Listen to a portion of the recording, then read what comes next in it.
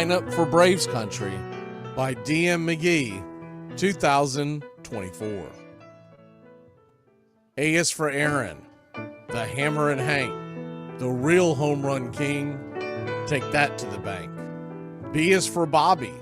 Cox never cowered. He'd give Blue quite an earful on his way to the showers. C is for Chipper. Don't call him Larry. He would show up in Shea, the Mets he would bury. D is for David. Justice he'd bring. A Game 6 solo brought Atlanta their ring. E is for Eddie Matthews. 512 bombs away. Lit skies from Boston to Milwaukee to the A. F is for Fred. McGriff dog-biting crime. A fire was lit the day he arrived. G is for Glavin. Southpaw winds and kicks. Changing speeds east and west. A gem in Game 6. H is for Harry and his brother George Wright. The father of baseball, Boston pennants in flight. I is for Inning, ending double play. Riley to Ozzie to Olsen all day. J is for Jones. Andrew let her fly.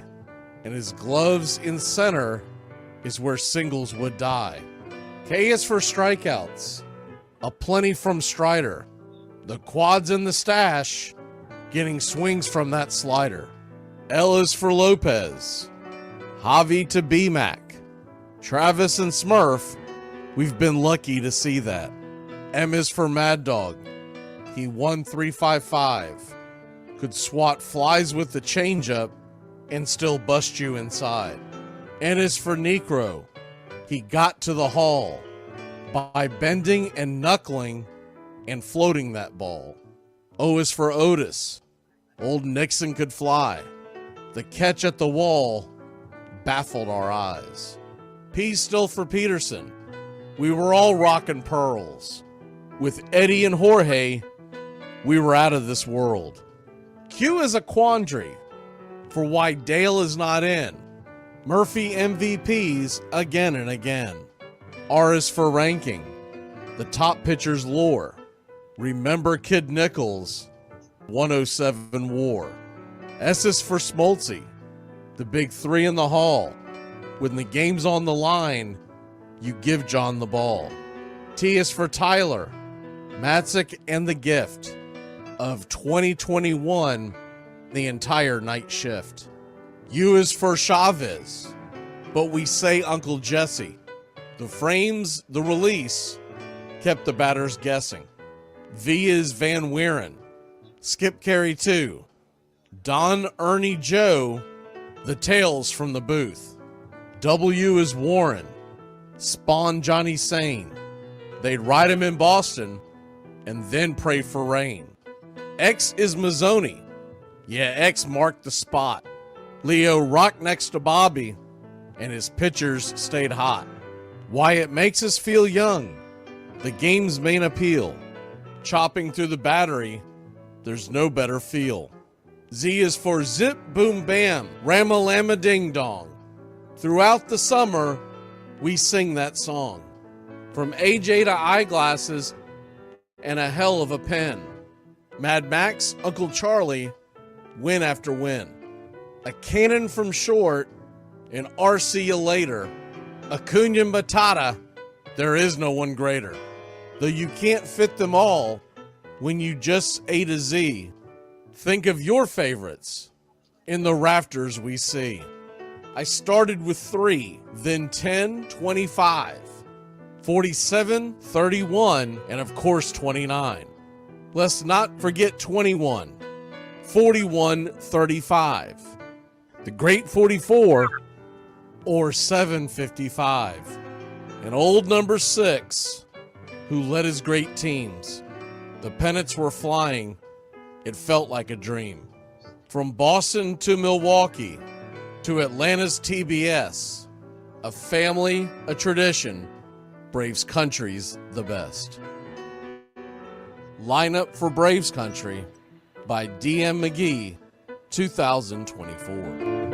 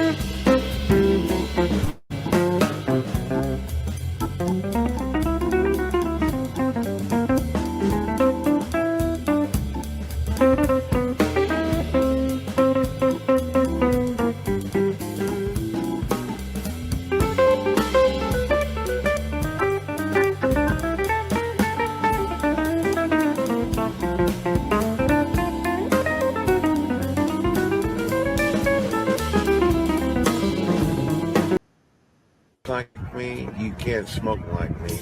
So don't try and be like me. Let's party together.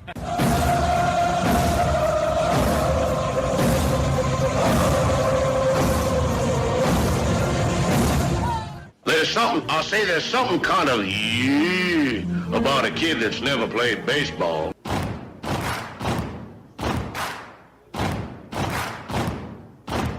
Baseball is a beautiful thing.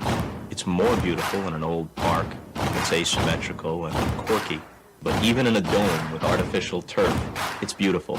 The way the field fans out, the choreography of the sport, the pace and rhythm of it, the fact that that pace and rhythm allows for conversation and reflection and opinion and comparison. In right field, the crowd is tormenting Strawberries, singing Darryl, Darryl. Little roller up along first, behind the man. It gets through Buckner. Here comes Knight, and the Mets win. And there's a fly ball deep to left. It's on its way. There it goes. And the Yankees are going to the World Series. Aaron Boone. Ground ball stabbed by Folk. He has it. He underhands to first for the first time in 86 years. The Red Sox have won baseball world championship. Can you believe it? It's a pastime, something you do. It's entertainment, something you watch. And it's a shared experience, something you talk about and read about. But you can apply those same three criteria to other things. What makes baseball special is that it's the best game that's ever been devised. Smith corks one into right, down the line. It may go. Go crazy, folks. Go crazy. Sure as God made green apples, someday the Chicago Cubs are going to be in the World Series. A little bouncer slowly toward Bryant. He will glove it in front of Rizzo. It's in time. And the Chicago Cubs win the World Series. Cubs win. What a lucky break. The good Lord wants the Cubs to win. How can you not be romantic about baseball? If baseball is about caring, about loyalty and rivalry, Braves fans are on their feet hoping for some kind of a bleeder or a seeing eye single. Here's the 1-2 pitch. Fastball hit high and deep down the right field line. It's going back. Is it fair? Is it zip, boom, bam, it's gone! Ram-a-lam-a ding dong, a 3-run shot, and your Atlanta Braves have taken a 1-run lead. A banger, and she's gone, baby.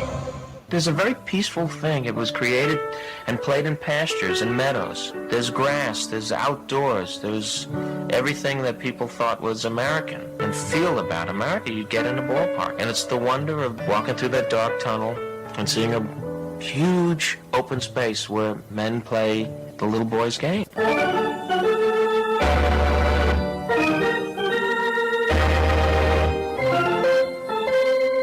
I believe in the Church of Baseball. I've tried all the major religions and most of the minor ones. I know things. For instance, there are 108 beads in a Catholic rosary and there are 108 stitches in a baseball. I prefer metaphysics to theology. You see, there's no guilt in baseball, and it's never boring. It's a long season and you gotta trust it. I've tried them all, I really have. And the only church that truly feeds the soul day in, day out is the Church of Baseball.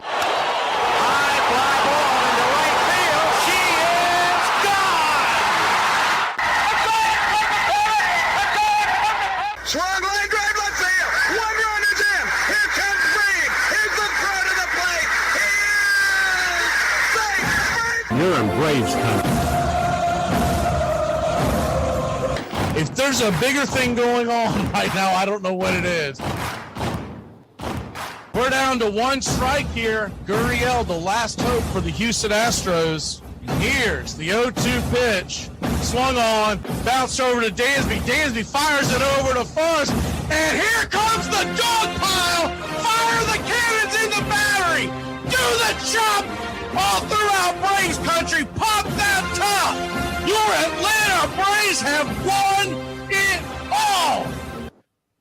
Oh, say, can you see by the dawn's early light what so proudly we hailed at the twilight's last gleaming, whose broad stripes and bright stars through the perilous fight o'er the ramparts we once were so gallantly streaming, and the rockets' red glare, the bombs bursting in air, gave proof through the night that our flag was still there.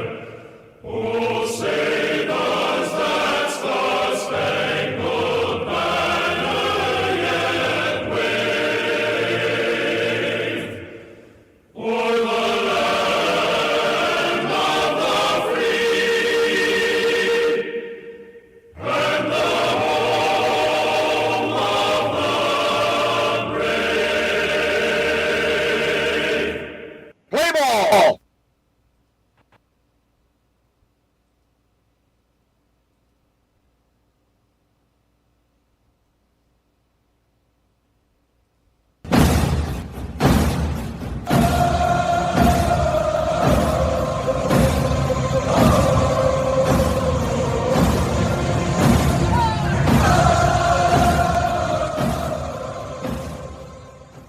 On a beer?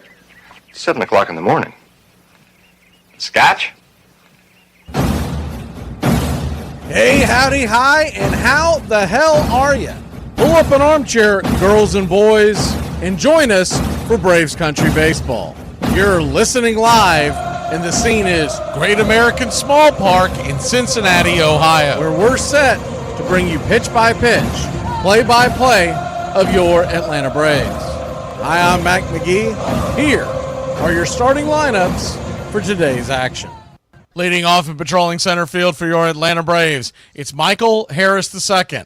12 home runs, 40 RBI, 9 stolen bases, batting .247. Batting second, playing right, Jorge Soler. 19 home runs, 58 RBI, 1 stolen base, batting .239. Batting third, the designated hitter, Marcell Ozuna.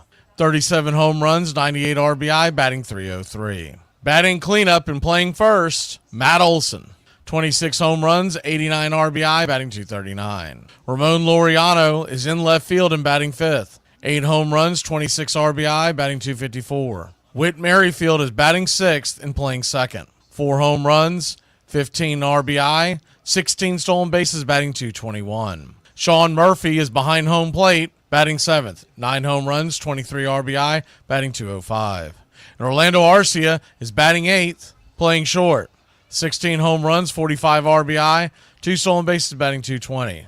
Gio Urshela is batting ninth and playing third. 6 home runs, 44 RBI, batting .238. On the mound for your Atlanta Braves today, it's Spencer Schwellenbach Day. Schwelly is 6-7 with a 3.73 ERA. A 1.1 whip, 103 innings pitched, 113 strikeouts. Versus 94 hits, 20 walks, and 13 home runs served. He'll be going head-to-head with Jacob Junis. Junis is 4-0 with a 2.73 ERA. A .89 whip, 56 innings, 43 hits, 42 strikeouts, 7 walks, 7 home runs served. Backing up Junis in the bottom of the first inning, it's Jonathan India. He'll be at second base with 14 home runs, 56 RBI, 13 stolen bases, batting .245. Batting second, playing short, Ellie De La Cruz. 24 home runs, 69 RBI, 64 stolen bases, batting .257. Tyler Stevenson is batting third and behind home plate.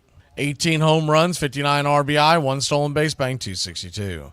Spencer Steer is in left field with 20 home runs, 91 RBI, 25 stolen bases, batting .232. Friedel is in center, 13 home runs, 53 RBI, 9 stolen bases, batting .230. Ty France is at first and batting sixth. 12 home runs, 48 RBI, 1 stolen base, batting .244. Espinal is batting seventh and playing third. 9 home runs, 45 RBI, 11 stolen bases, batting .259. And Fraley is in right, batting eighth. 5 home runs, 26 RBI, 20 stolen bases, batting .279. Batting ninth, the designated hitter, Marte. 4 home runs, 18 RBI, 9 stolen bases, batting .208. Calling balls and strikes behind home plate tonight, it's Ryan Blackney. Your first base umpire, Derek Thomas. Second base will be manned by Alan Porter, and down the third base line, it's Sean Barber.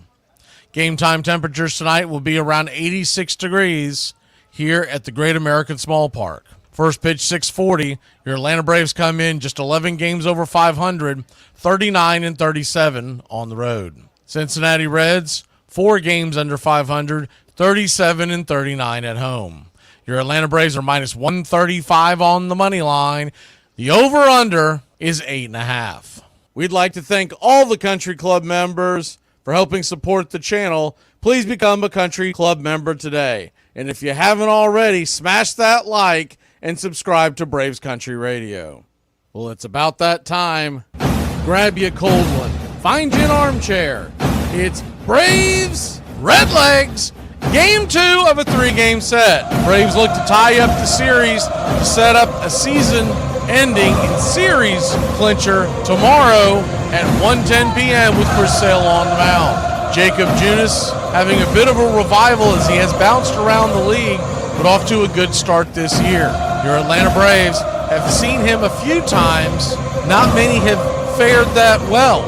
We'll take Jorge Soler, who is 3 for 5. The only one to have gone yard on Junis so far is Orlando Arcia. We'll take the Atlanta Braves with Jorge Soler, pick to click, Atlanta 7, Reds 3. We got the Spencer Schwellenbach emoji kicking in the chat. That's Schwell for you Country Club members. It's time to warm up those chop arms, Country Club. Braves Country, get your game face on. We've got just 11 games left, every single one of them critical at this point.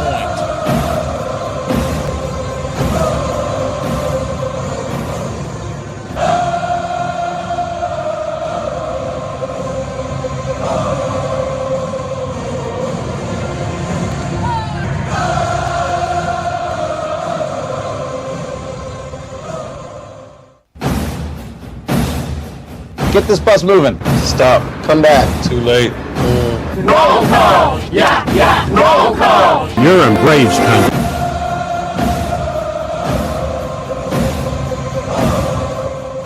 Keep playing like this with laughing stock the league. All right, boys, let's get back to basics. This is a baseball. The object of the game is to keep the baseball within the confines of the Braves country.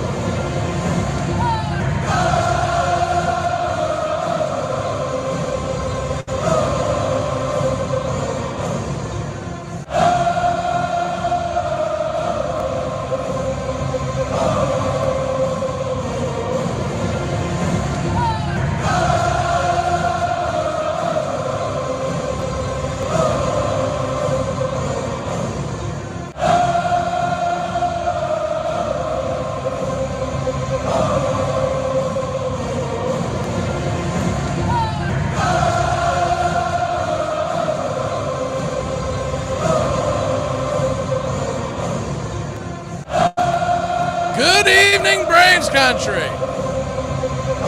Atlanta Braves, maybe they're trying to break the bad juju. They're wearing their road blues today. I've not seen that in quite some time.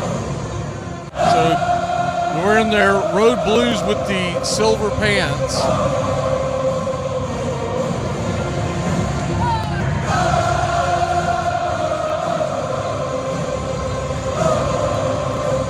And the Cincinnati Reds are wearing their home gear. More on that in a second.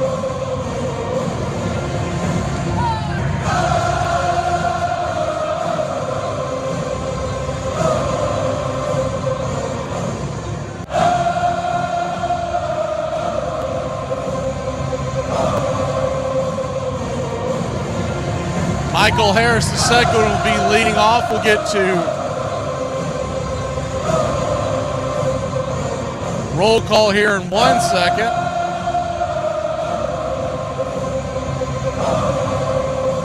Hope y'all are having a good Wednesday evening. Can't get worse than yesterday, right? Blowing that lead. Reds will be in their home whites top to bottom, red ball caps, white C on the front. Reds logo on the front. Braves are in the blue jerseys. On the tops, gray pants. Atlanta on the front, tomahawk underneath. We are just about set for pitch-by-pitch, play-by-play of your Atlanta Braves. Let's go ahead and start off a little bit of roll call while we got a few seconds. Final warm-up tosses delayed a little bit as Junis gets set. Good evening, Daryl, Carrie. Good evening, Country Club member The Beeve. Good evening, Gary. Justin. Country Club member Barry. Dave Justice is here tonight. Good to see you. Good to see Keith Parker, Country Club member. Jameson. Who else do we have here? Willis. Noah. Charles, Country Club member. Keith Parker, Country Club member. James Hagan, Country Club member. Bug. And who else do we have here as we wind this out? Nathaniel Brooks. I'm assuming Edward Spry's here. I haven't seen him in the chat yet, but good evening to y'all, Country Club members. Ethan Taylor. And there you have it. So we'll go. Shane. I saw Shane and Tim. All right.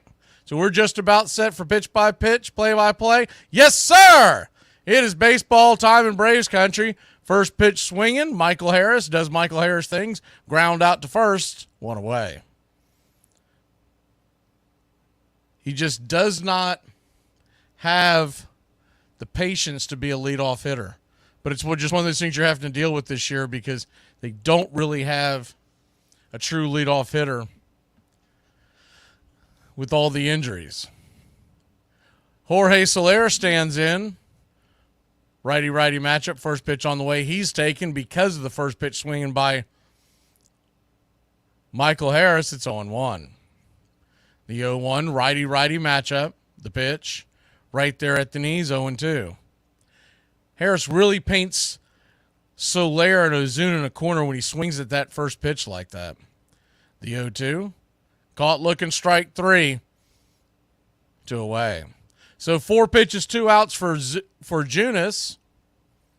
Quickly making him look like Cy Young. He's bounced around. He is a journeyman pitcher, but has had good numbers so far in a handful of starts here with the Cincinnati Reds this year. Mainly known for his stops in Kansas City. First pitch on the way to Marcell Ozuna is outside wide for a ball. It's 1-0. Sinker missing. It's a 4-pitch pitcher. Slider, sinker, change, and 4-seamer. The 1-0. Swing and a miss at the slider. 1-1. Throws the slider more than anything else. About half the time, 47%. The 1-1 swung on, smack back foul. 1-2. The sinker comes in about 36% of the time, and the change at 8. So a 1-2 count. Righty, swing and a miss. Strike 3, and that'll end the inning. So, 3 up, 3 down. We'll be back in a flash here on Braves Country. 3D coming your way next. Heavenly Father, we thank you tonight for all your blessings. You said in all things give thanks. So we want to thank you tonight. Thank you for the Dodges and the Toyotas. Thank you for the Fords. And most of all, Lord, I want to thank you for my smoking hot wife. In Jesus' name, boogity, boogity, boogity, amen. Okay, so look, this vehicle that I'm sitting in could burst into flames and burn down around me. And it'd just be me, the seat, and steering wheel left. And I'd be like, oh, gotta get a new whip, you know, but I wouldn't flip out. But if you put whipped cream on my vanilla shake at McDonald's, I'm tearing the golden arches off this building. Because why is it on there? I know I said don't put it on there, and I know that because I was standing here when I told you not to put it on there. Corey, your house is burning to the ground. It will be no more if you don't stop it. Oh, my house is a bit of a sometimes, I'm not gonna lie. It's cool, I'll rebuild. But if I step in water with my socks on, oh my... The Indians were confident, outspoken, and quick to remind Atlanta that they had lost both World Series they had played. But thanks to their superb pitching, Atlanta won 3 out of the first 5 games. In Game 6, Bobby Cox sent Tom Glavine out to try to secure the Braves' first World Series title since 1957, when they were in Milwaukee. Atlanta fans who had booed Glavine unmercifully on opening day for being a player representative cheered him on as he went to work on Cleveland's powerful lineup. Glavine pitched away from batters all night, continually locating his fastballs and changeups along the outside edges of the plate. He allowed just 1 hit in 8 innings. David Justice's solo home run in the 6th was all the scoring the Braves would need. Baerga is 0 for 3. Left center field. Grissom on the run. The team of the 90s has its world championship. Welcome back to Braves Country Baseball. First pitch from Spencer Schwellenbach is right there inside. 95-mile-an-hour sinker misses. It's 1-0. The 1-0 righty brings it inside. 2-0. So a 2-0 count to Jonathan India, the leadoff hitter. 245 hitter with 14 home runs. The 2-0 right there at the knees. 2-1. India, a 739 OPS. The pitch. 93 misses high. 3-1. 3-1 count. Kicks and fires. 96 up top, full count. So now he's got a full count here, and standing on deck is Ellie De La Cruz. Very marginal crowd in Cincinnati tonight. Still making their way in. The payoff pitch. Swing, slaps it back, foul. We'll do it again.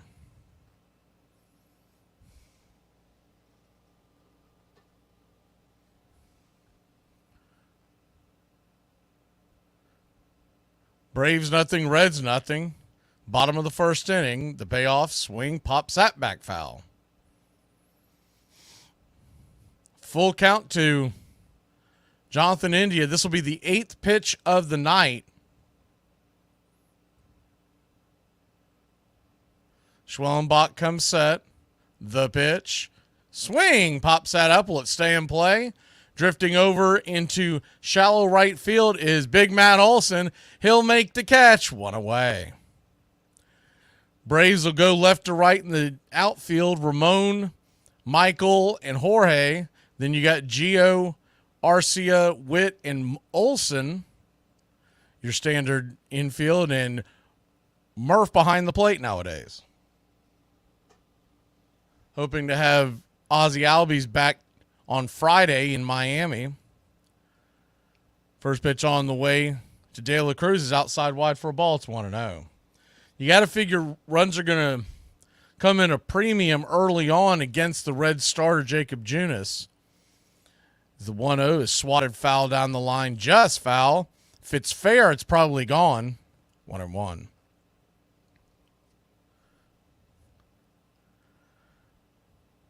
The Schwellenbach's job tonight is to keep them where they're at. The 1-1, swing and a miss, 1-2. What I noticed from Junis more than anything else is that in his previous stops, he had a 6-pitch repertoire. He has slimmed that down to just the 4, the 1-2. Chops it foul down the first base side, smacks up against the tarps. We'll do it again. He used to carry the cutter and the curve. He has yet to throw that this year. It's just the 4-pitch mix that we talked about earlier. Schwellenbach has 6 pitches. The 4-seam slider and cut he leans on heavily. The 1-2 swing. That ball's lifted into left field. Drifting over, making the catch is Ramon Laureano, about eye high. 2 away. 2 down. Tyler Stevenson comes to the plate. Stevenson batting .262 on the year with a .790 OPS. First pitch just misses low, 1-0. Saw someone ask about the wild card standings earlier. The Braves are 2 back of the New York Mets. Starting play tonight is the 1-1. Strike right there on the outer cut. 1-1 count. Slider misses well down and away. 2-1.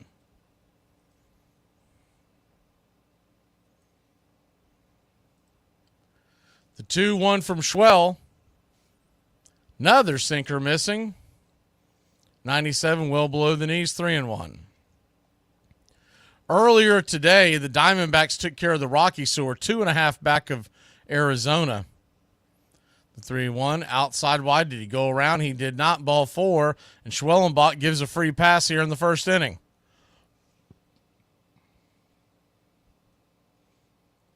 But really what it comes down to right now, you just got to keep winning. You're going to face those New York Mets next Tuesday, Wednesday, and Thursday in Atlanta. And as long as you're within punching distance, you still got a shot.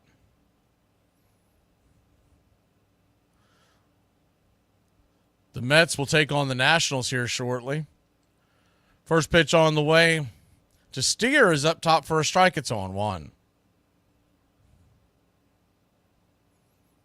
The 0-1. Kicks and fires. Nowhere near the zone. That sinker really missing. Smurf keeps dialing it up. Nonetheless, 0-2.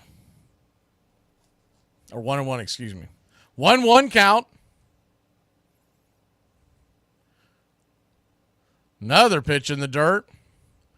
2-1.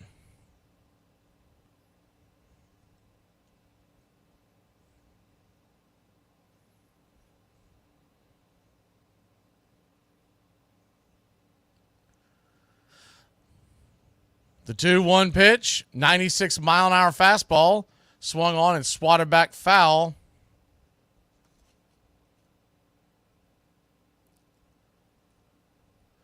So a 2-2 to Stevenson. Schwellenbach comes set, brings it, misses outside wide.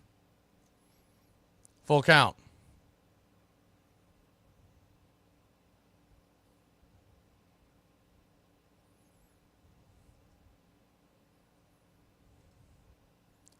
The full count, runner at first, 2 outs. Stevenson goes. Swing and a miss, strike 3. Barely got out of that one to the end of the inning. Schwellenbach racked up 24 pitches. Got to be more economical than that in the second. We head to the second and grab the sticks. Be back in a flash, 0-0. It's not that hard, Scott. Tell him, Wash. It's incredibly hard. Babe, do you like my nails like this? Or do you think I need to make them longer? Do you want the truth or the husband answer? Why do you have to be such a smartass? Do you want the truth or the husband answer? I know you're gonna piss me off. Give me the husband answer. It looks amazing the way it is. Love it. Thank you. Give me the truth. Thank you. Little gamesmanship here. Davey Johnson just came out of the dugout and confiscated Alex Rodriguez's bat. Ken Griffey Jr. just flipped Rodriguez his bat. Say, here, use mine. We have learned that the president did indeed tell Ken Starr that he had an inappropriate relationship with Monica Lewinsky. That was expected. To a country transfixed by the revelation that the president had cheated on his wife and lied about it, Mark McGuire and Sammy Sosa provided a welcome distraction.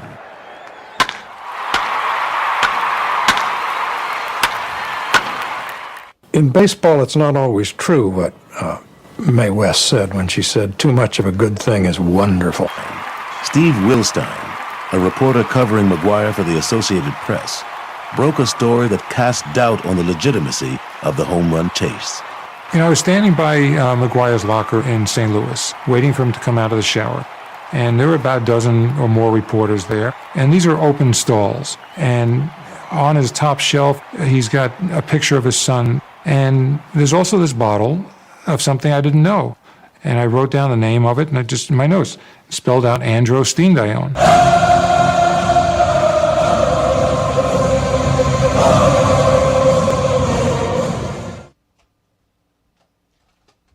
Welcome back to Braves Country Baseball. Matt Olson leads us off. Righty-lefty matchup. First pitch to Big Matt is a bender inside for a ball. It's 1-0. The 1-0. Swung on, grounded over to second. Easy 4-3 put out. One away. Not the start the Braves are looking for here. Second game of a 3-game set.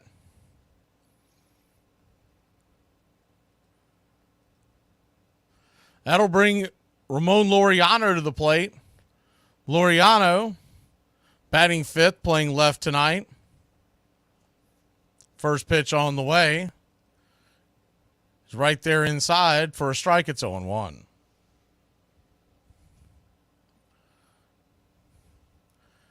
The 0-1. Down below the knees, 1-1. So a 1-1 count. Swing, fouls it straight back. 1-2. Braves nothing, Reds nothing. Top of the second inning. The 1-2 pitch. Swung on and lifted into left field. Lazy fly ball coming over, making the catch. The left fielder, Steer, quickly 2 down.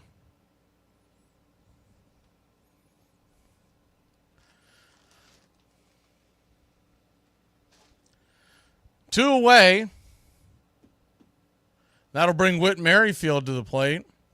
By the way, June is only at 14 pitches, so the Braves doing a ridiculous job on that front. The first pitch on the way, swung on, lifted. That'll be an easy fly ball, and that'll end the inning. Kevin Seitzer and his offense scoreless, 15 pitches after 2 innings. We'll be back in a flash here on Braves Country. Pretty old man.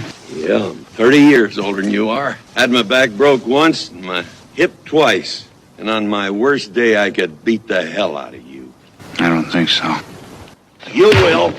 Do y'all realize that when your man tells you you're beautiful without makeup on, that he really means it? Do you realize that when he tells you he loves seeing you in a baggy t-shirt and messy hair, that he really means it? Sure, he loves seeing you all done up and dolled up, makeup on, cute outfit, ready to go out, but that's for the whole world to see. Only he gets to see you in your raw form, and he fell in love with that. He chooses to love you in all forms. Your spouse is the only person who chooses to love you for who you are. Your parents love you because you're their child. Your children love you because you're their parent. Do not take a good love and a good spouse for granted because it is truly rare. Androstenedione was marketed as a nutritional supplement. Because it raised testosterone levels, it would eventually be classified as an anabolic steroid. But thanks to government deregulation, it was sold over the counter. I remember thinking, how do you spell androstenedione? We knew nothing about a drug like that. It was very new on the radar. And I remember looking it up and not really understanding what the heck is this. I can't say there was a complete surprise. There had been rumors out there, and of course McGuire denied it, said he knew nothing about it, but this was something tangible. This was a bottle of something in that locker, something that should have made us question a little deeper. Well, what does it do, and what is going on outside of just that one locker? Because certainly he couldn't be the only person. Andro, as it was called, had already been banned by the National Football League and International Olympic Committee, and General Nutrition Centers had pulled it from their shelves 2 months earlier. But Major League Baseball said they didn't know anything about it and had no rule against its use.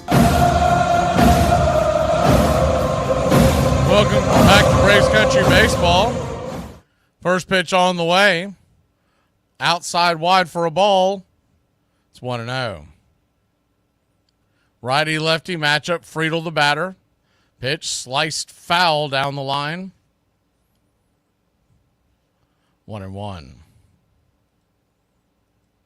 1-1 count. Pitch on the way. Swing and a miss, 1-2.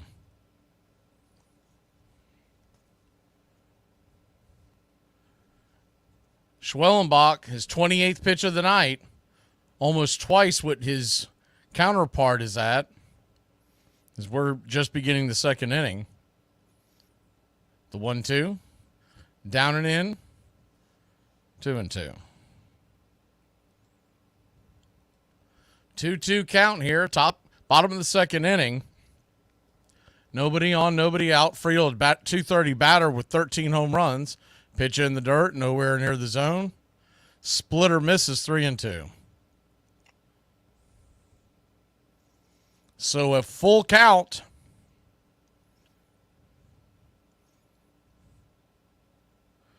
Pitch on the way, swung on, chopped back towards the mound. Good play by Schwellenbach. He flips it to Olsen. 1-3 on the putout. 1 down.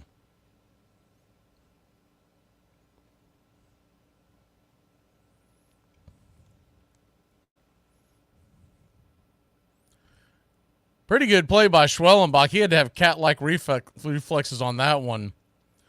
Don't know what the exit velocity on that, but it's a one-hopper, hard chopper right back to the mound. And Schwellenbach has shown that he covers the pitcher's mound pretty well. The first pitch on the way to France is swung on, banged over to third. 5-3 put out, Urshela 2 away.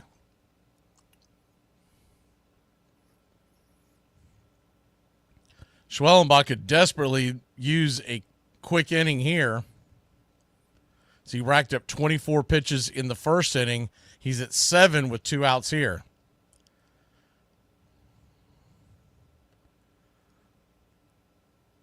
First pitch on the way, 4-seam fastball to Espinal is up high, 1-0.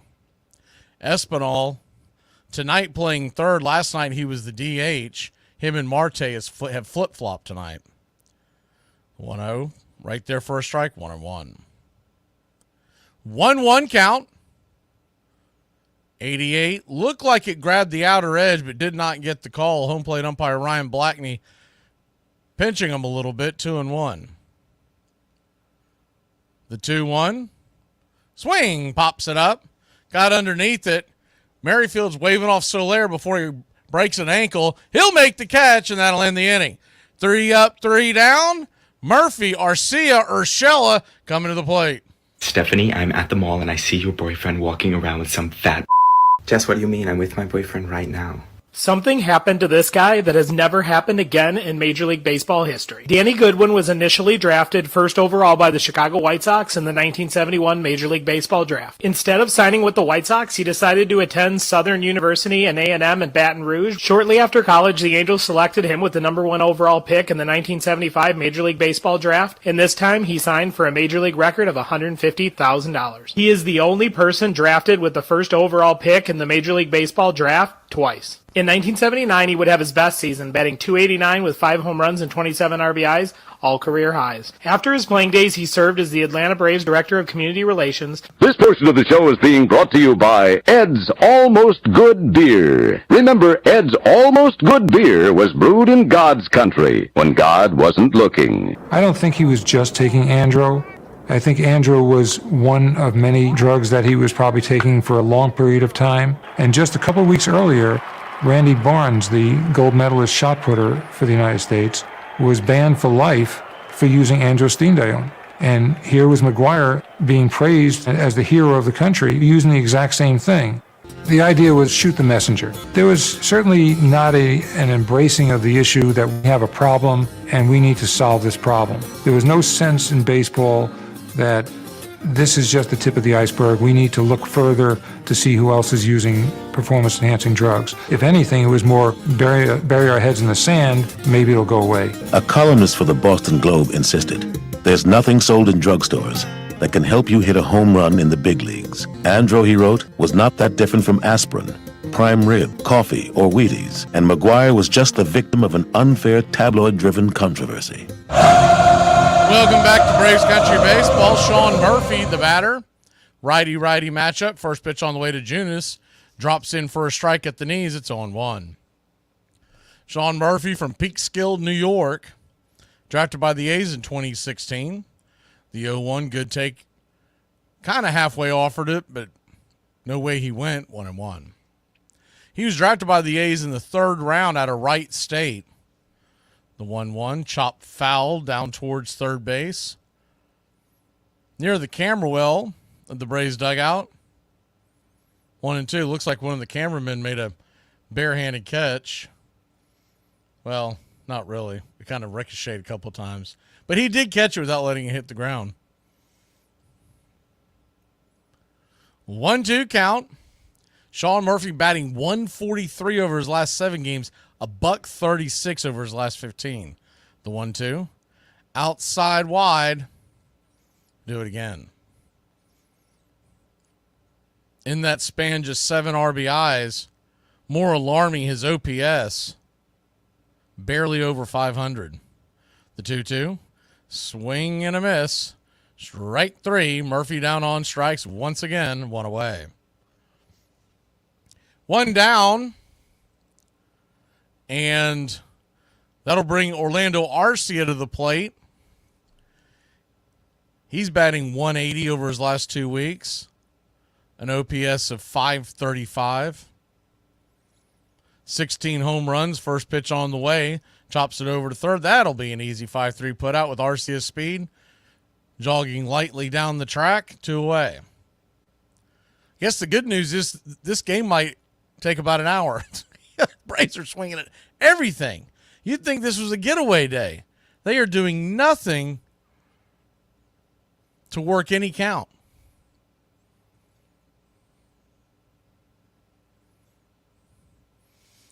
Gio Urshela stands in the box. First pitch to Gio. 91 outside wide. It's 1-0. The 1-0. Brings it right down the pipe. 1-1. Atlanta Braves are 0-4 against the Reds this year. The 1-1, swing and a miss, 1-2.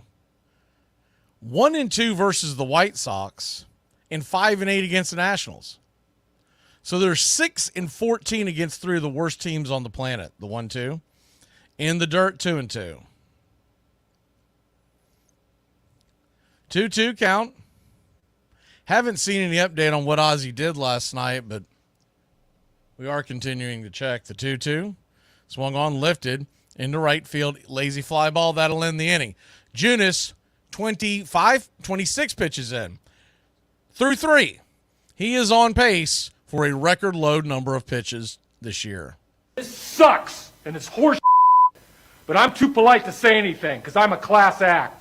This is the greatest baseball team name that has ever existed. They are the Florence Yalls. They are based in Florence, Kentucky. And you might be asking yourself, how do they get this name? The baseball team is named after the water tower in town, which says Florence Yall on it, which was previously Florence Mall, but the state of Kentucky told the city to change it because the mall hadn't been built yet. And this is the best part. Wait, the mascot is the town's water tower. I am buying stock on the Florence Yalls. I am all in. Armchair.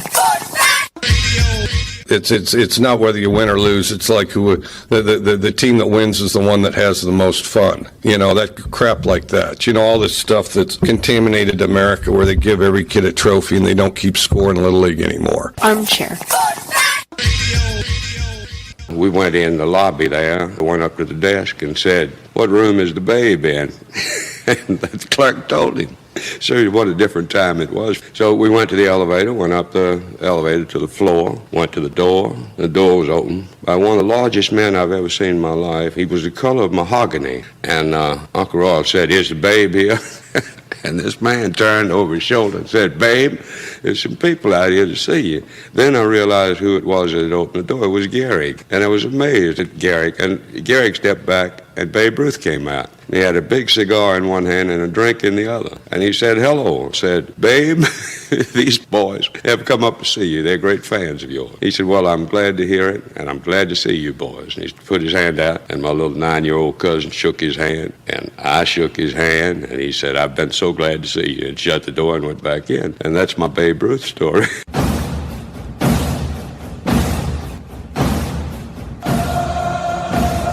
Welcome back to Braves Country Baseball.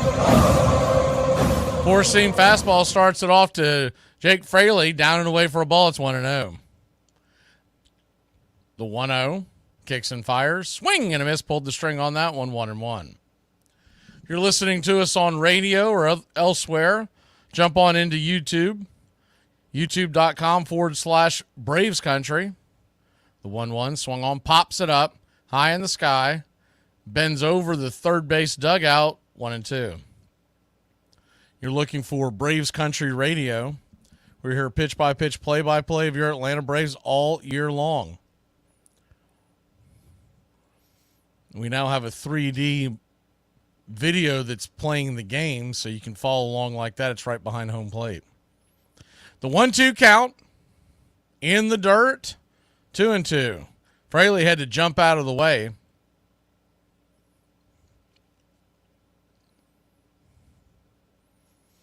The 2-2. Schwellenbach kicks and fires. Swing and a miss, strike 3. One away. You just really have to wonder what went on in the pregame today, where these guys are swinging at everything that they see, and immediately you're talking about 3 on 26 pitches. Play that out. 3 innings, 26 pitches. Play that out. That means through 6 innings, he's only going to be at 52. First pitch on the way, slider up top for a ball. It's 0-1.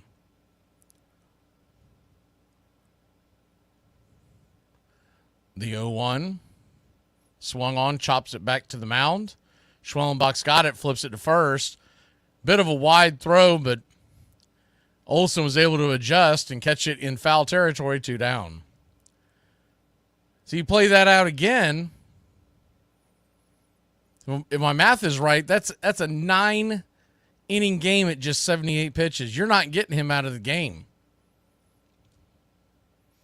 I know that's overly dramatic because hopefully they raise that number a little bit, but he's been really good through 4 or 5 innings, last few outings. You got to be able to be willing to eat those pitches the first time through. The 1-0. Slice foul down the... No, that'll stay fair. That's going to get into the corner. Thought it was going to land foul, but it hugged the line, and India will be in with the triple by the time Jorge Soler gets to it. Not the greatest of speed, especially for a right fielder.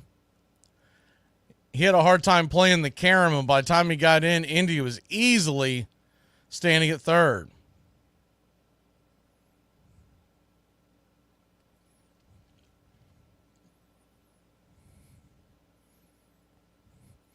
A little behind on the pitch, but was able to keep it fair.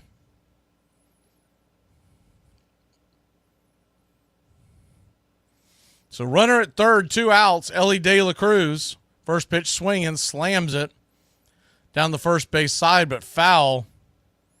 It's 0-1. It's going to take a second for the ball boy to chase that. That went deep into the corner after it ricocheted off the nets. De La Cruz lined out to first his first time up. He's 0 for 1.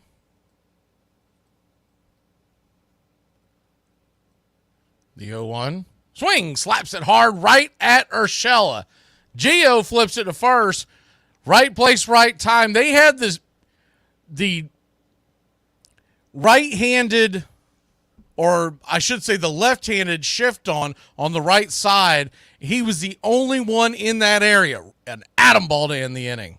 Mom, what's the vibe for tomorrow? What do you mean, what's the vibe for tomorrow? Said people are coming over, like, what are we doing? My family's coming over, your cousins, and we're going to have cocktails and so appetizers. We're drinking? Are we like drinking, or? What does that mean? Like, I don't want to drink unless we're blacking out. Oh, my God. Reardon delivers. There's a fly ball, deep left center field, right looking up. He did it! He did it! Bob Horner has become the 11th player in baseball history to hit 4 homers in one game. I get to Anaheim, I know nobody, and I sit in my locker, and I'm just kind of like hoping somebody would notice me. Tommy Lasorda is the manager. He goes over the pitching lineup, and I don't even think there's a chance I pitch. And then he tells me I'm pitching second. So now I'm completely nervous. Rick Russell starting, Wade Boggs, Bo Jackson, number 1 and number 2 hitters. I'm trying to get to the bullpen, and no one will take me there. Veterans are like, hey, we want to watch the first inning, because back then starters go 3 innings, right? 2 minimum. So I'm sitting in a dugout. Rick Russell's getting beat up. Tommy Lasorda gets on the bullpen phone, and he says, hey, get Smoltzy up. And I'm right here. And he's like, kid, what are you doing? And I said, I have no idea how to get to the bullpen. He goes, how many pitches is it going to take you? I said, literally 7. It's 7 pitches. I'm in my first All-Star game. I forgot everything anybody told me. I get first and third, 1 out, Bo Jackson up. I'd already seen him hit one 440 feet, and I'm just trying to get a double play ball. 2-hopper. To Ozzie Smith, to Ryan Sandberg, he beats it out. Like the loss, Nolan Ryan, the oldest pitcher ever to get the win. I was the youngest pitcher to ever get the loss. Ruth is a contract, 2 years. That's what we agreed upon. Will you kindly sign it? Yes, sir, Colonel. In 1930, just months after the stock market crashed, Babe Ruth signed a 2-year contract that paid him $80,000 a season, more money than any player had ever been paid in the history of the game. When a reporter asked him whether it was unseemly in the midst of the Depression to be getting a bigger salary than President Herbert Hoover, he answered, why not? I had a better year than he did. Welcome back. I hate that I was right about that last night. I saw the report that Williamson of the Reds is heading for Tommy John surgery in all likelihood. First pitch on the way to Michael Harris, the second. Right there at the knees for a strike. It's 0-1. He just came off injury. The 0-1. Misses high, 1-1. That might be one of those guys you never hear from again. You get that many injuries that early in the career, it's tough to come back. The 1-1 swung on. Chop foul, 1-2. First person comes to mind, and I know it was a different injury, but Michael Soroka, who couldn't stay healthy for several seasons in a row, the 1-2, outside wide, 2-2. Now he's trying to stick around with the White Sox in their bullpen. I haven't checked on the last few weeks, but he wasn't doing well. The 2-2. Up top, misses 3-2. So a full count. Good to see everybody in the chat. The payoff pitch. Swing. Fouls it back. We'll do it again. Braves nothing, Reds nothing. Already in the fourth inning. Just 40 minutes into the game. The 3-2. Pops it up underneath. Lazy fly ball down the left field line. Coming over making the walking catch is the left fielder Steer. One away. They've yet to really get good contact on a ball with Junis. But once, when you're not taking a lot of pitches and not seeing a lot of pitches from him, and very few of them have seen much of Junis, you're not really giving yourself a legitimate shot. First pitch to Soler is down and away for a ball. It's 1-0. Soler did try to work the count. He struck out the first time up. Maybe that may pay off. The 1-0. Swing and a miss. Pulled the string. 1-1. What you would love is if they could, as the 1-1 pitch, at the knees, 1-2.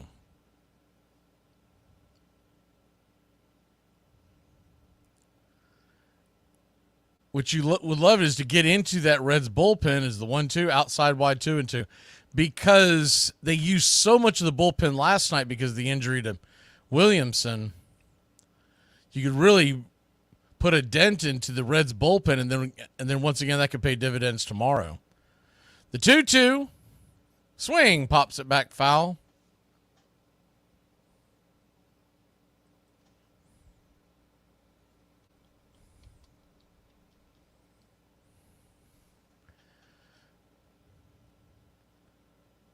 Braves nothing, Reds nothing. The 2-2. Swung on, swats it back, foul. We'll do it again.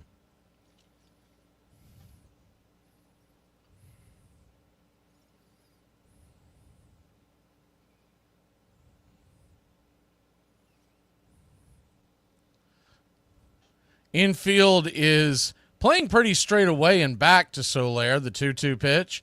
In the dirt, ball 3. The Braves are looking for their first base runner of the game. Jacob Junis so far pitching a perfect game through 40 pitches here in the fourth. The payoff pitch from JJ. Swing, chops it off his foot. Foul, we'll do it again. Did y'all see the thing with Altuve yesterday where he was claiming that the ball hit his foot and he took his shoe off? When he took his shoe off to show the umpire, he got kicked out of the game. That was pretty funny. And then later in that same game, there was a dispute on whether a Padres batter had gotten hit. That umpire crew had a bad night. The 3-2 pitch swung on.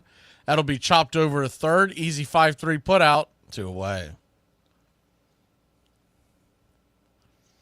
Y'all haven't seen that.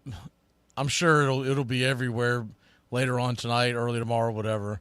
He literally took his shoe off and his sock off and he showed his bare foot to the umpire as the umpire was arguing, I believe, with one of the coaches. I saw the highlight. I didn't see it live, and all I could focus on. And the first thing that comes to mind is, wasn't this the guy that said that his wife didn't want him taking his clothes off in public?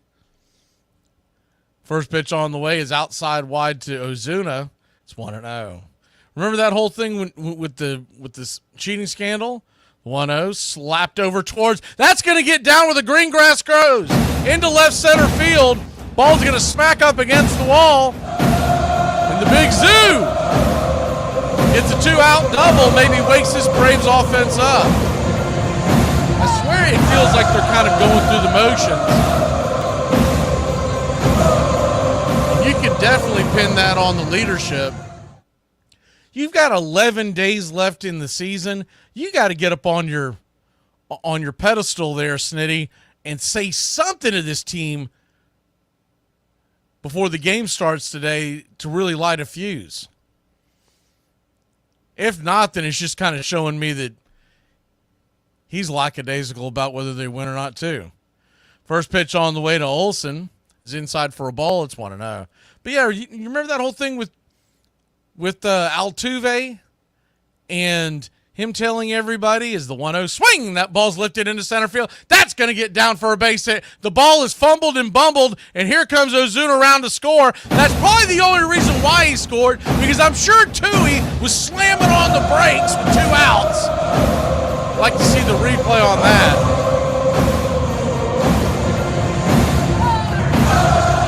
Where he was standing the first view we got, they probably won't show it on the Braves replay. I want to see. Here we go. We're finally getting the wide view. Oh, he is actually sending him. Maybe someone said something to his goofy behind. Braves up 1-0. First pitch on the way to Laureano. Pops it up into left field. Lazy fly ball, and that'll end the inning. But not before the Ice House and the Big Zoo come through. We'll be back in a flash here on Braves Country. Boy, I go out and party every weekend, boy. Man, my still in recovery mode, boy. I ain't even get up and go to work today.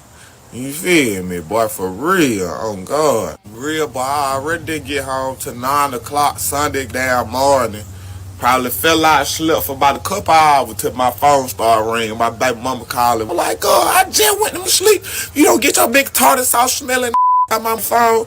Reason why your body made like supposed to be in a wheelchair somewhere. Boy, I gave that the blues, boy, for real. And hung up, made me so mad I just got up and get what I did. Just started drinking again. Boy, I got sat around and started drinking again. Everything got drunk from Saturday night.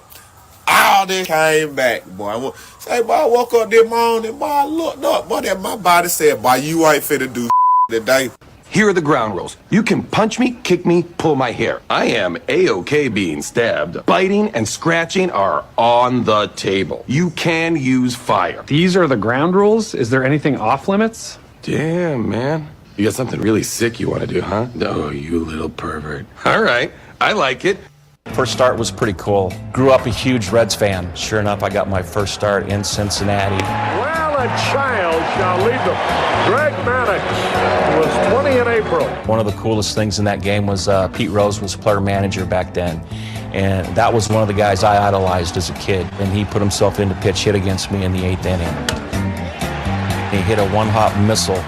Exit velocity was probably 90, 95 in today's terms. I really had never seen anybody that getting outs look so easy. Ground ball, they're going to get one at least. Cubs win. And everybody congratulating the 20-year-old kid. In his first start in the big leagues, he not only wins, but pitches a complete game. Welcome back to Braves Country Baseball. Yeah, we got a few of the regulars missing. It's good to see the real ones are here, as they say. Braves lead at 1-0 in Cincinnati. Schwellenbach goes back to work.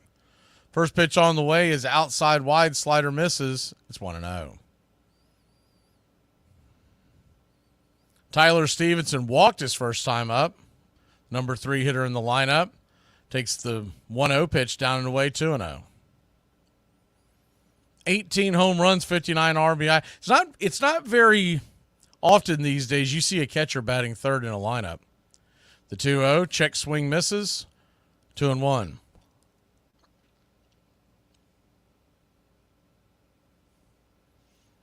I missed that one, standby. I'll have to look that up. The 2-1, right down the pipe, 2-2. Is that John Gruden quote? Is it recent? The 2-2. Swing and a miss, strike 3. Got him with the high gas. 1 away. Beef says we're the ones without a life. Beef, Braves country is life. That's what you're missing. You miss a lot of things in this world, but Braves baseball ain't one of them. People forget, like I see so many people whining on the internet after the games and whatnot, and I just want to go, look, man, there's the first pitch on the way, swung on, pops it up, can of corn, foul territory. Here comes Matt. He'll make the catch in between first and home towards the first base dugout of the Cincinnati Redlegs, 2 away.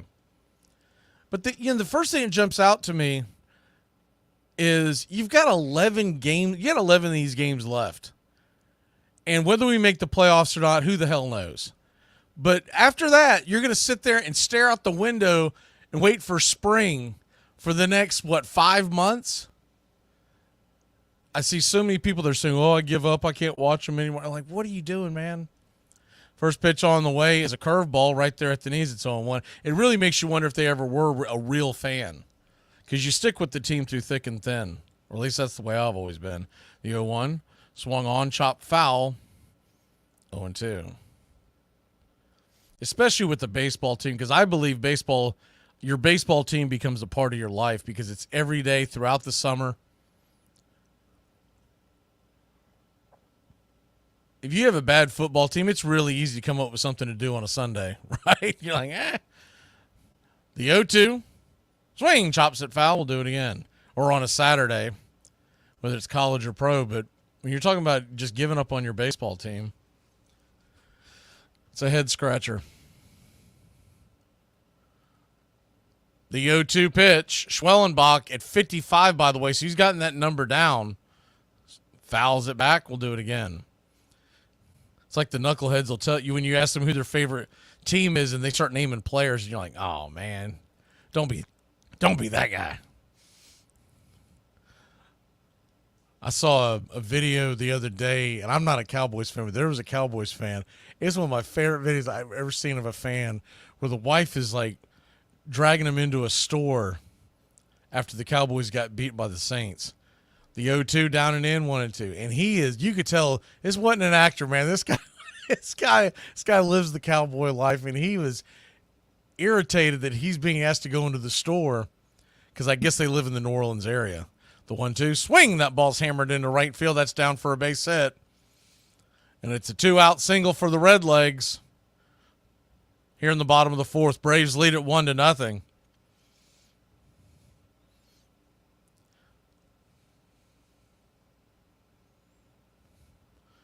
Two down.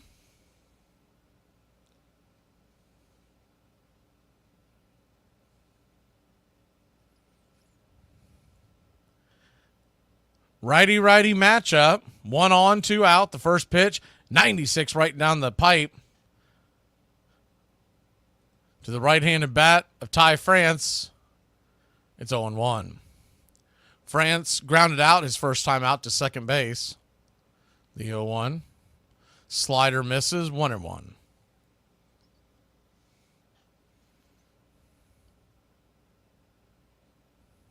One count. Brings it. Swing, fouls it back. We'll do it again. By the way, if this is your first year following Braves Country Radio, if and when the Braves get, I should say, Braves get eliminated, we will continue to do baseball playoffs. We'll basically figure out the most interested series in Braves country, and we'll carry that series all the way through the World Series until all of it plays out. The first round, probably the National League, but it really depends on what the matchups are. The 1-2. Swing, chops it over to third. Foul, we'll do it again, but hopefully that's not the case and the Braves continue to play through October.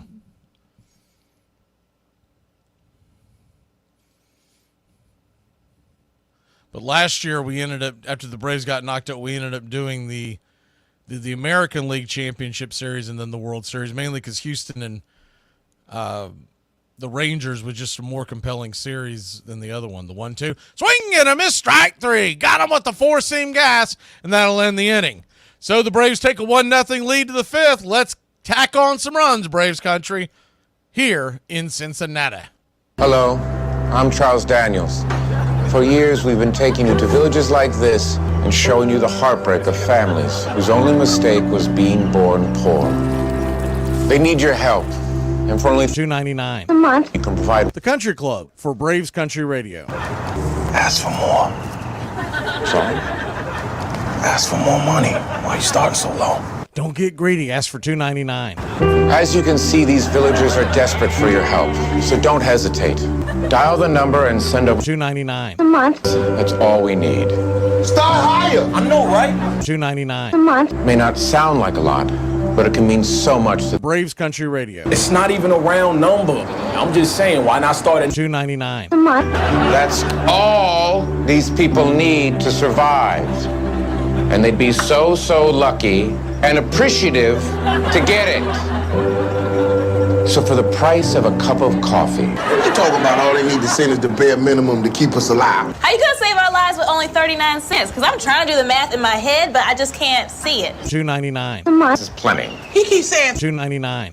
Why you keep saying For the price of a cup of coffee. why it can't be the price of an Arizona iced tea? Because it's not the price of an Arizona, it's got to be coffee. It don't though. Plus, coffee is way more expensive than $2.99. You know, for a starving village, you people have a lot of energy. Hey, how much was that coffee? It doesn't matter. I bet you don't even know what country you in. I do know what country I'm in. What country you at? What country you at? Braves Country Radio. All right, look. Hey, if you want to see this cheap-ass white man again, you better send us $2.99. cash right now. Don't hesitate.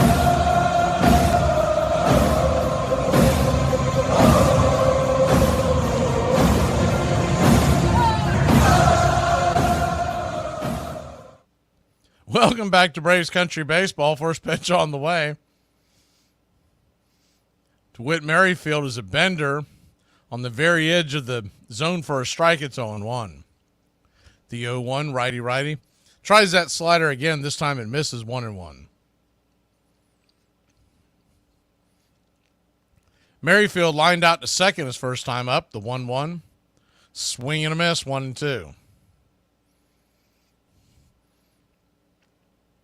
Junis had to labor a little bit in the fourth, but he's still at only 50 pitches.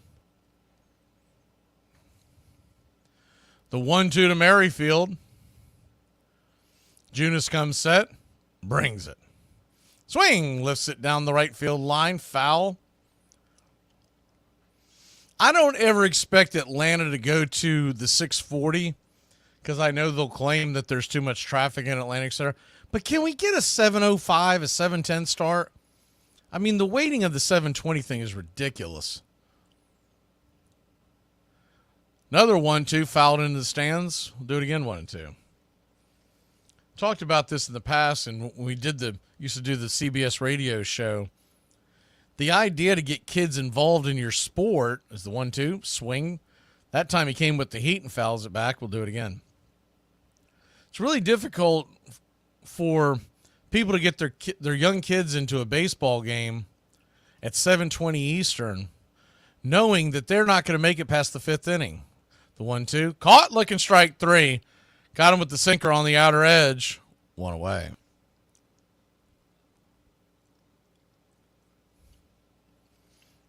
And then for just regular working folk, I think most folks would love for the games to be over with between 9 and 9:15 every night.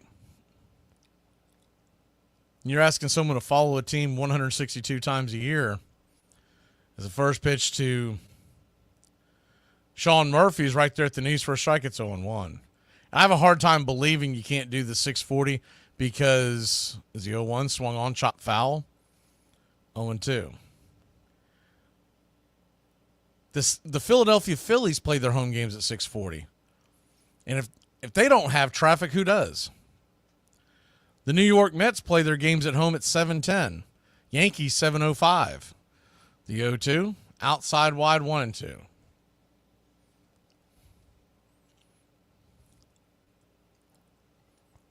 One-two count. Pitch on the way. Caught looking strike three. Got to swing the bat, son. That was right down the pipe to away. I still can't believe the idea that they continue with Sean Murphy playing every other day. He should be every third or fourth day. They're showing it, by the way, on Bally Sport, the Altuve with his shoe off, his sock off, showing the umpire's foot. First pitch on the way to Arcia. Pops it up, flips his bat dramatically like we thought he was going to do anything else but get it out. That'll end the inning. 3 up, 3 down. absolute dead zone in that lineup. We'll be back in a flash here on Braves Country. I did not mean to push all of your buttons. I was just looking for the mute. What's the most overrated dog breed? Frenchies. What's the most overrated dog breed? Overrated? Doodle. Aaron, most overrated dog breed? Overrated? Yes. French Bulls. Most overrated dog breed? Overrated?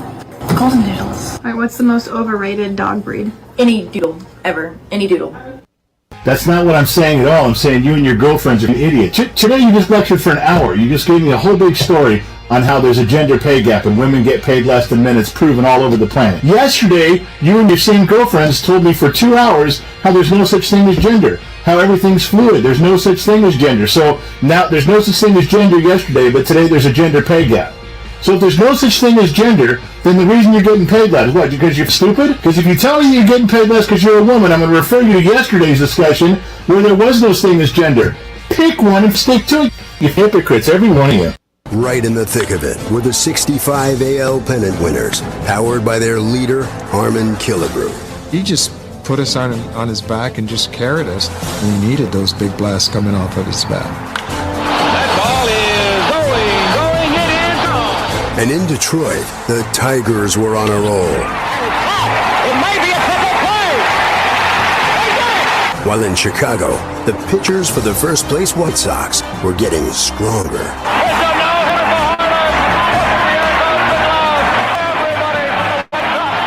And to stay in the race, Boston needed Lonborg, Yaz, and Tony C to stay hot. High fly ball to left field.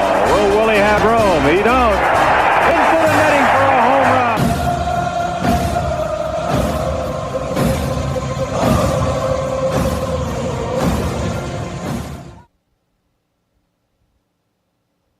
Welcome back to Braves Country Baseball. First pitch on the way. Swung on and swatted into left field.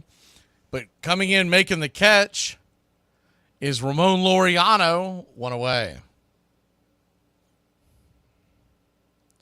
Braves lead it just 1-0.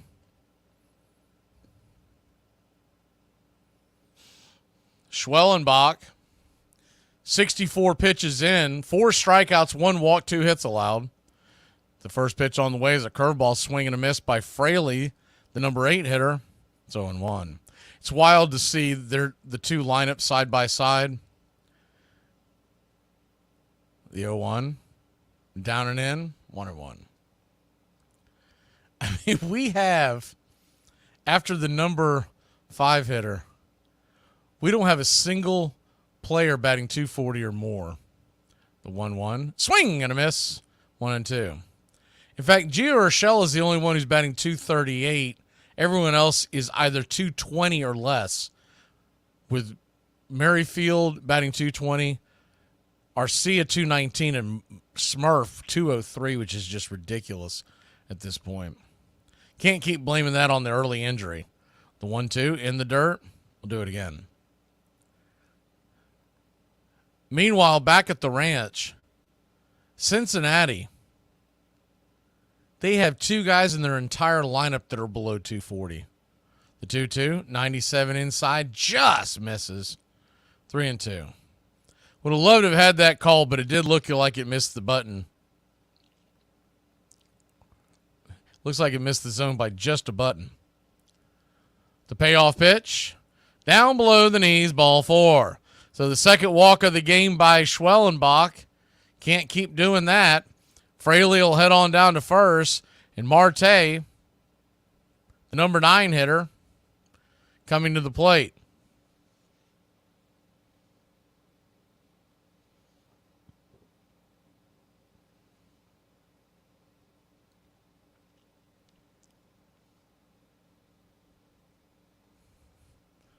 One on, one out. First pitch on the way. Down and away for a ball. It's 1-0. The 1-0.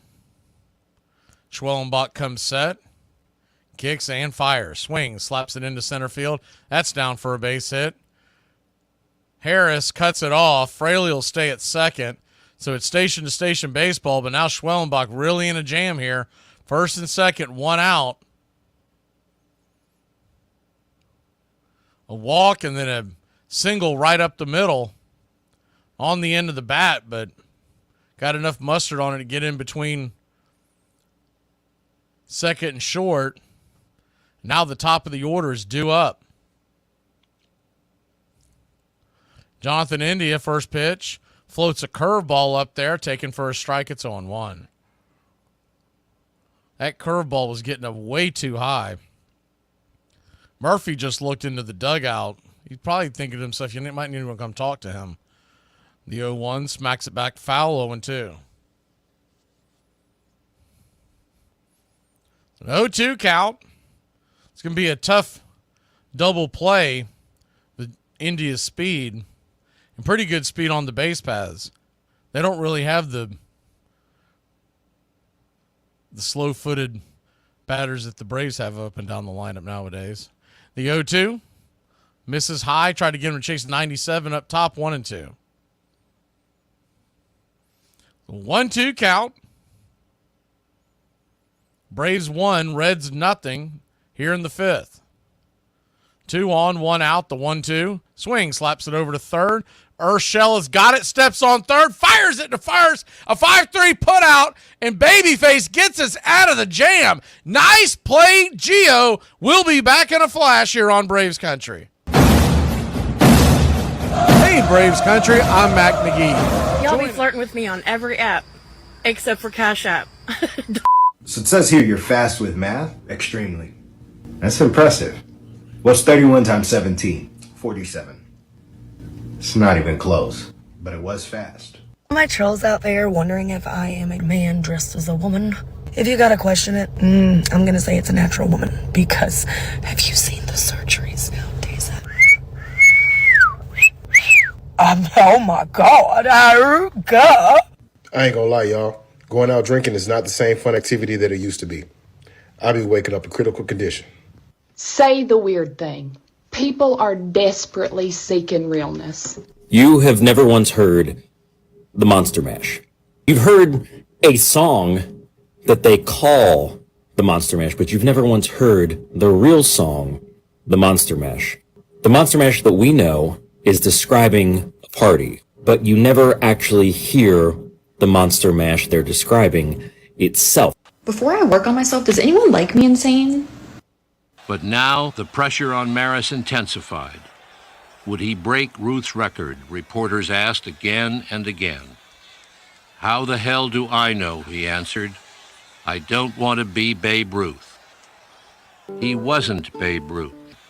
And Yankee fans never let him forget it. Even the front office tried to change the lineup to favor the more popular Mantle.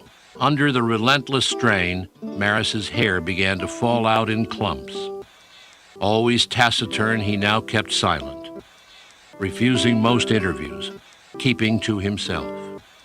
Through it all, Maris kept hitting, and in mid-September, Mantle's injuries finally forced him out of the race with 54 home runs.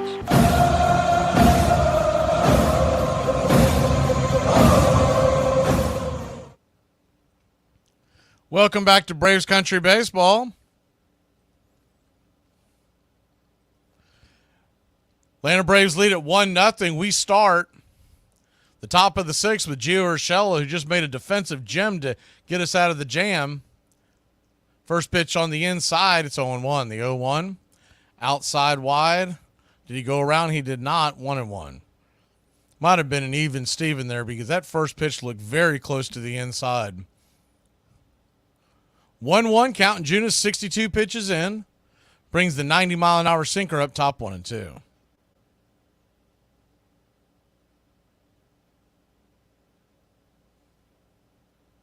The 1-2. Pops it up. Bending over towards the first base dugout, giving chase. It'll drop into the dugout and rattle around harmlessly towards the Powerade buckets. We'll do it again, 1-2. Michael Harris II looming on deck with Jorge Soler in the hole. Braves with the 1-0 lead. Should have the availability of the entire back of their bullpen tonight. The 1-2 to Gio. Swing! That ball's lifted into left field. Got just underneath that one. It'll die at the warning track for a loud out, number 1.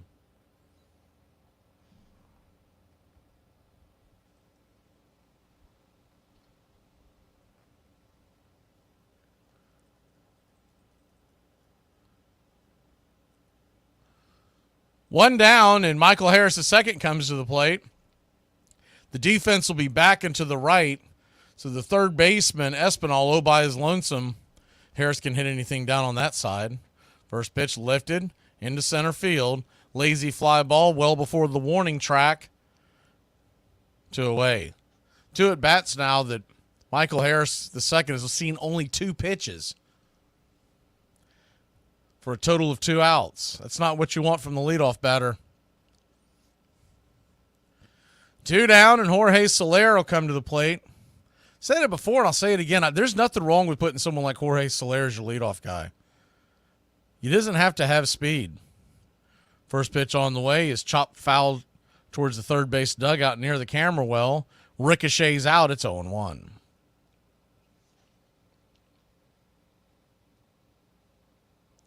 The 0-1, down and away, 1-1. If the Braves don't put something together here in this inning, we'll definitely see Junis for the 7th, probably the 8th. He's only at 67 pitches. 1-1 count. Right down the inner cut, 1-2. Soler has struck out and grounded out. The 1-2. Down and away, 2-2.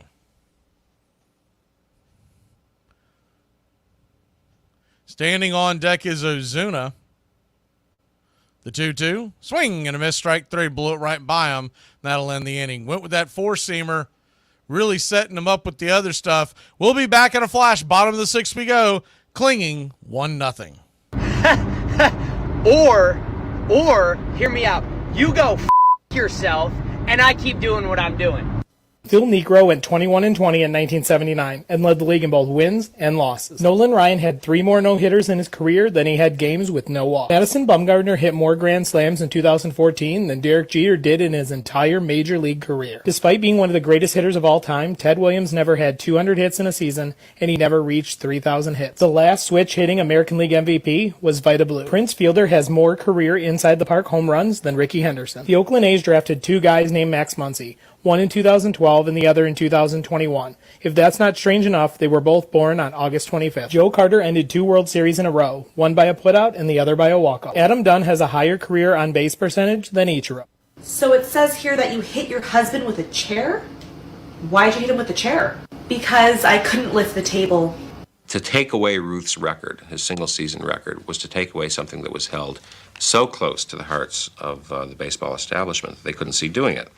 Nonetheless, Roger Maris did it. He did hit 61 home runs, and the fact that it took 162 games, well, he also did it having to play at night, having to bat against the screwball, having to travel to the West Coast for games, and to do it all with a parade, a mob of reporters following him around. I think it's unfair. It would have been a hell of a lot more fun if I had never hit those 61 home runs, he told a friend toward the end of his life. All it brought me was headaches. Another of Babe Ruth's records was broken that year. Yankee Whitey Ford pitched his 32nd consecutive scoreless World Series inning, surpassing a mark set by Ruth in 1916 when he was a pitcher with the Boston Red Sox. It was, Whitey Ford said, a tough year for the Babe.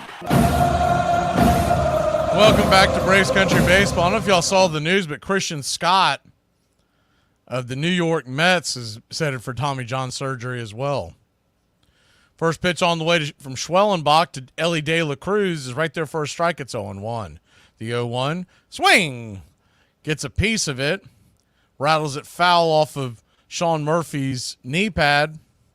0-2. Home plate umpire Ryan Blackney will go out there and dust off home plate. They do that just to give the catcher a chance to kind of rub some dirt on whatever he just got hit by. So an 0-2 to De La Cruz. Pitch on the way. Try to get him to chase that splitter, 1-2. Braves 1, Reds nothing. If you're just joining us, this is the 1-2. Swing, fouls it back, 97 up top. Do it again. 1 run, 2 hits, no errors for the Braves. No runs, 3 hits, no errors for the Reds. The Atlanta Braves did all their damage in back-to-back at-bats. Is the 1-2 chop foul again. We'll do it again. Back in the 4th inning with 2 outs, Ozuna doubled to get to second in the left field gap, and then right after that, Olsen singled him in, and that's it. The 1-2, down and in, 2-2.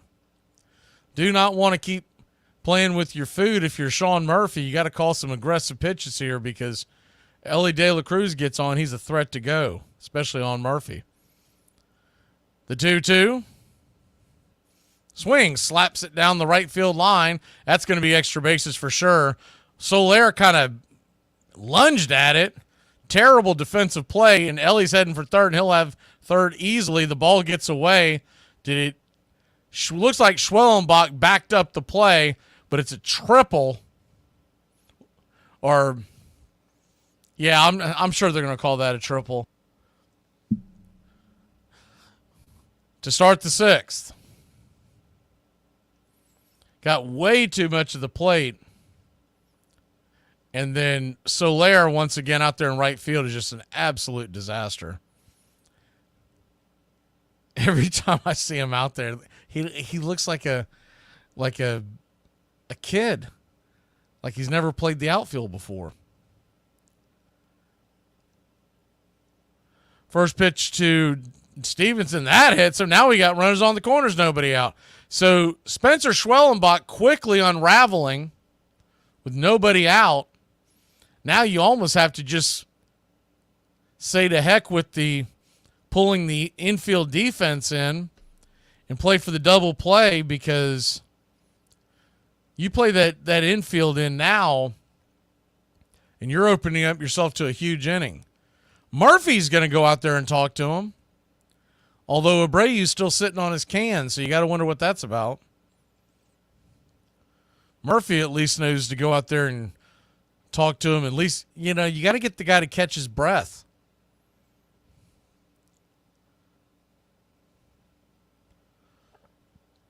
So runners on the corners, nobody out.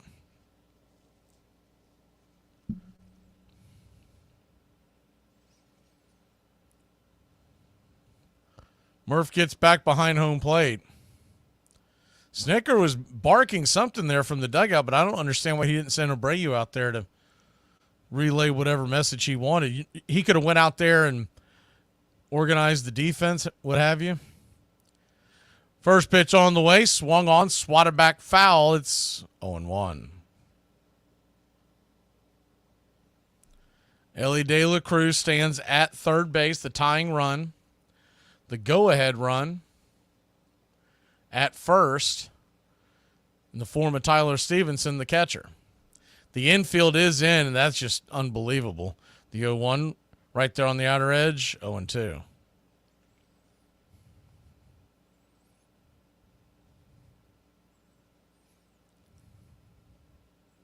You got a 1-run lead in the 6th. You play your defense back and try to get that double play. The 0-2. 96 caught looking strike 3. We got a gift on that one. I ain't gonna lie about that. That pitch was off the plate by about 2 inches. Blackney rang him up. 1 away. Now you wonder with 1 out if they may play for double play. Friedel comes to the plate now. He's got good speed, so he's going to be hard to double up. First pitch, drags a bunt, and that should score a run. It will. Good bunt by Friedel, 1-1 your score. It was a squeeze play. Perfect bunt by Friedel. Looked like it was more of a that was a suicide squeeze. He was coming down the line, and there was just no chance. If you were going to be able to get a guy, Matt Olson played that thing perfectly. But Ellie's speed, just no shot. So a tie game here with 2 outs now. Runner at second. First pitch on the way, swung on, pops it back foul. It's 0-1. Schwellenbach at 89 pitches.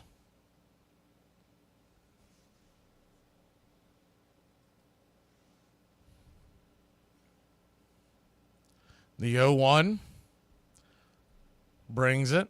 Swing, rips it into left field. That's down for a base hit.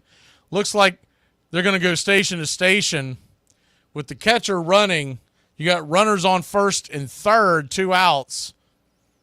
Laureano got that ball on 1 hop and was coming up firing. There was no chance for him to score. So that's the only good news of that. The other good news, we chopped the sign down, so let's go ahead and take care of that.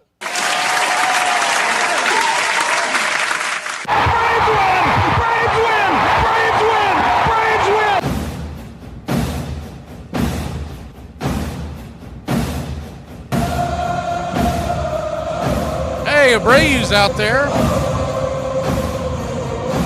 Someone must have woke him up a little bit.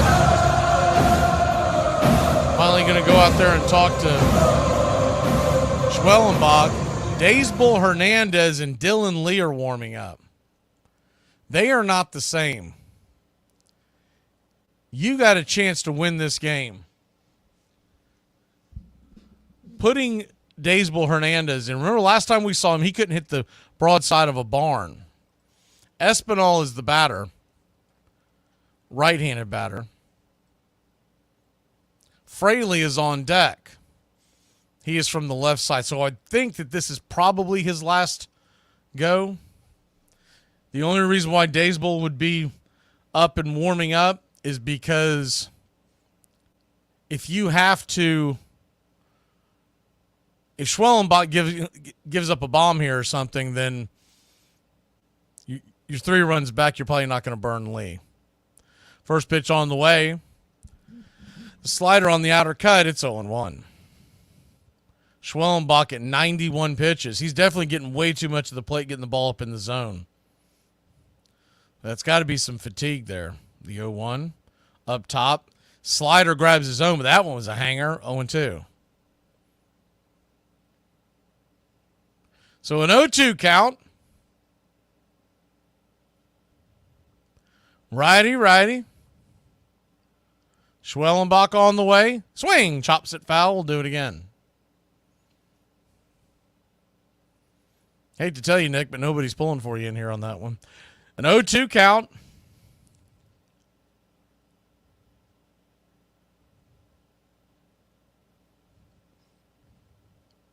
Two outs. Tie game here in Cincinnati. The pitch swung on, chops it over to third. Gio's got it. Fires it across the diamond. 5-3 put out, and that'll end the inning. So we'll come out of here with a tie, 1-1. We'll take it. Heading to the 7th. Heart of the order coming up for your Atlanta Braves.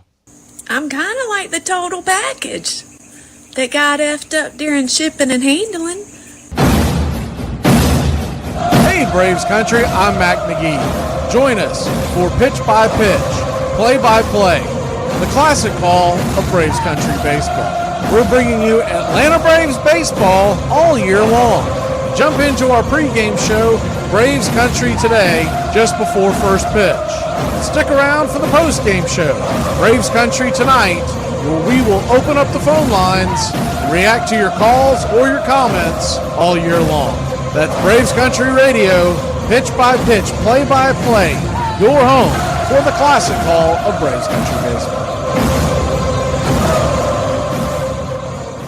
I saw an ad the other day that said, you too can look like Dolly Parton for only $500. Boy, I wish I'd have seen that ad before I dished out the millions it cost me to look like Dolly Parton. It costs a lot of money to bring the real world champion on location. When last year I spent more money on spilled liquor in bars from one side of this world to the other than you made. You're talking to the Rolex wearing, kiss stealing, wheeling dealing, limousine riding, jet flying, son of a gun. Woo!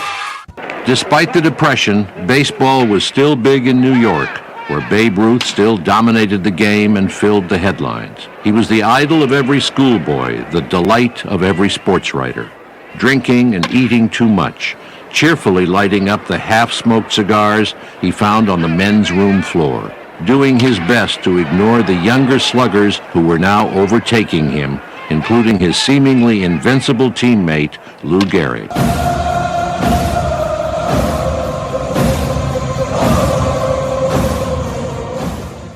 Welcome back to Braves Country Baseball.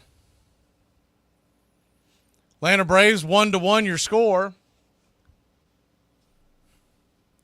Schwellenbach should be done. He's sucking BBs there in the dugout, man. That kid's face is red as Cincinnati. Marcell Ozuna comes to the plate, one of only 2 base hits from your Atlanta Braves. First pitch on the way is a 96-mile fastball off the plate from Satilian. It's 1-0. So Junis is out of the game regardless, only 70 pitches in, but I think they're just trying to protect him. He hasn't thrown a ton. The 1-0. Up top misses, 2-0. We've seen Satilian before. At one point was a setup guy. 27-year-old from Fort Worth, Texas. The 2-0 pitch in the dirt ball, 3-0. This year he's got a 2.52 ERA, a 3.35 ERA lifetime. Came into the league in 2021. We saw him back on July 24th. He went 2 innings of no-run ball. The 3-0 swing, pops it up high and deep. Going back on the track. Is this one finally going to get out for the Big Zoo? Yes, baby, yes! How about that? The drought is over. His 38th home run of the year and 99th RBI. 403 happy feet. And your Atlanta Braves have taken a 2-1 lead here in the top of the 7th. Holy Toledo! That was a fastball right down the pipe. And yes, sir! He dumps it over the center field wall. Man, it has been a long time since we called one of those for the Big Zoo. Matt Olson steps in. First pitch, bender high. It's 1-0. The 1-0. Kicks and fires. Swung on. That ball's lifted high, but underneath it, Olson. That ball's going to get down. That ball's going to get down. It's going to find some green, and it's a Texas leaguer, seeing eye, blooping single, whatever moniker you want to put on it. That ball had eyes. Olson hung his head. They got to quit doing that. That's getting contagious in that dugout. And I'm putting the whole thing on Orlando Arcia. He's the one that started that nonsense of pouting every time a swing didn't go their way. That ball got off the edge of the bat, and Ellie De La Cruz had a long way to go. And he's a terrible fielder to begin with. So the idea that that was an automatic out was a little preposterous from Olson's end. The 1-0 from Laureano to Laureano is up top, misses high, 2-0. I think you'll eventually see De La Cruz either in a corner outfield or, shoot, he's so valuable offensively, you might have to make him your DH. The 2-0. Brings it. Swing! Slaps it back foul, 2-1. They've tried him all over the place. I don't think you want him in the infield long term. The problem is they've got so many talented outfielders, it's hard for them to take one of those bats out of the lineup. 2-1 count to Laureano. Pitch on the way. Outside wide ball, 3-1. Braves lead it 2-1 after a solo shot from Marcell Ozuna, if you're just joining us.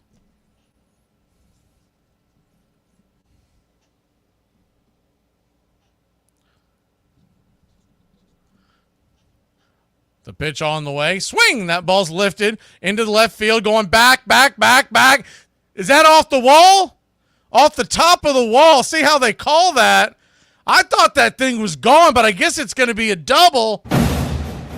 It must have hit the very top of the wall. Ricocheted off the top. They want to take a look at it. I think Sticker's going out there to talk to the three blind mice out there to make sure what the rule is. Because the thing is here, in every single... If the yellow's the rule, then he just stayed in.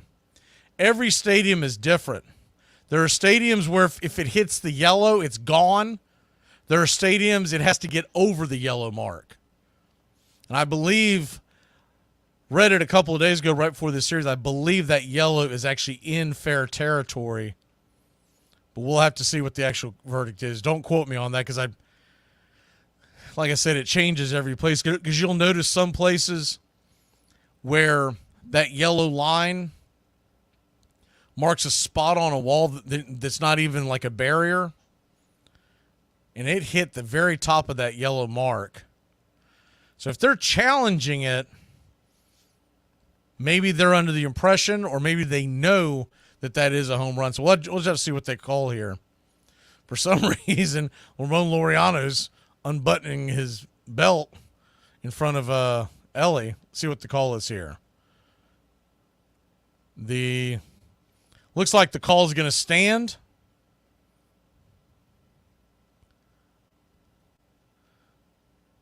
Crew Chief Alan Porter gave the safe sign, but that just means that it was not a home run. They're going to go out there and talk to Santilli and let's see if they're going to. I don't think. Yeah, I don't believe that's Bell.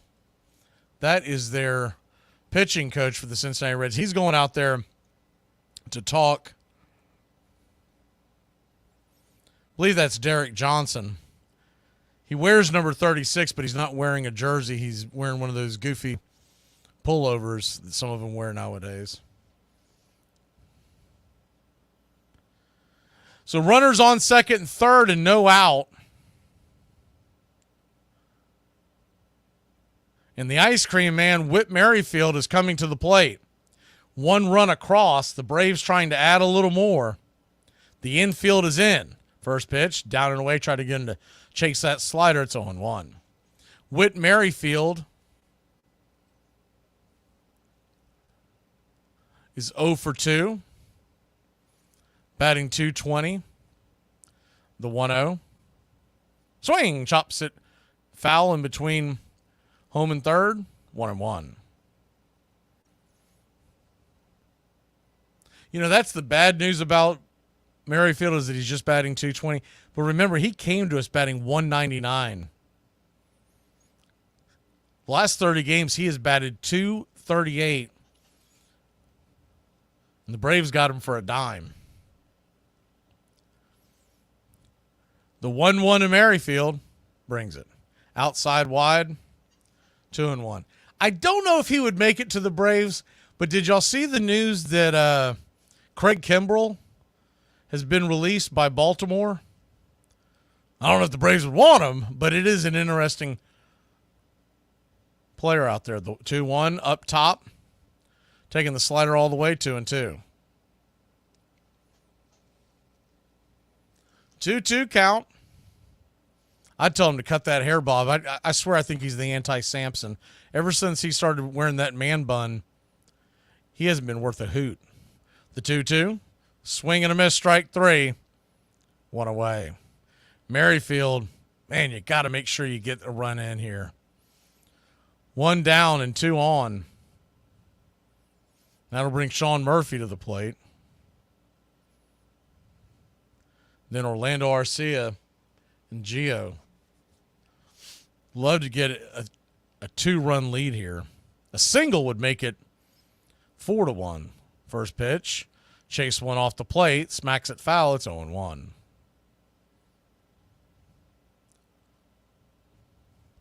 Braves 2, Reds 1. Top of the 7th. The infield is in. So if you get your pitch and hit it hard, you should be able to get it through. The 0-1. Tried to get him to chase again. That time he pulled off it. 1-1. You're staying up there in your Murph. You also got to think about the fact that, are they pitching around you? Are they happy to walk you and set up the double play with Arcia standing on deck? The 1-1. Swing and a miss. Chase that one out of the zone. 1-2. So he's had 3 pitches. Not a single one has been close to the zone, and he's down 1-2. Murphy fans aren't going to want to hear this, but they should have pinch hit him with Travis d'Arnaud at this spot. The 1-2. Swing, fouls that back. We'll do it again.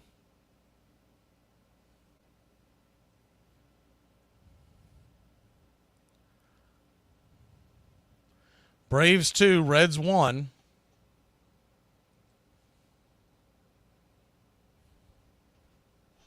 Or you could have had Kelnick pinch hit for him and then bring in d'Arnaud. Either way. The 1-2. High and inside, 2-2. You don't have a great bench. It'll get a little better when Ozzie Albies comes back and one of these guys goes to the bench. They were asking Snicker today about what Whit Merrifield's role would be, and he was kind of tight-lipped about it. I still think that there's a good chance he plays third in the beginning of the game, and then Gio comes in for defense in the middle of the game or whenever you get a lead. The 2-2, outside wide, 3-2. So he has yet to throw a strike, but we've got a full count. Murphy swung at 2 really bad pitches to get himself in that hole, but now he's worked it full. There is nobody on the right side of that infield, too. The payoff pitch. Up top, misses, ball 4. So that's exactly what they were doing. They checked down first base side. There's no way to win.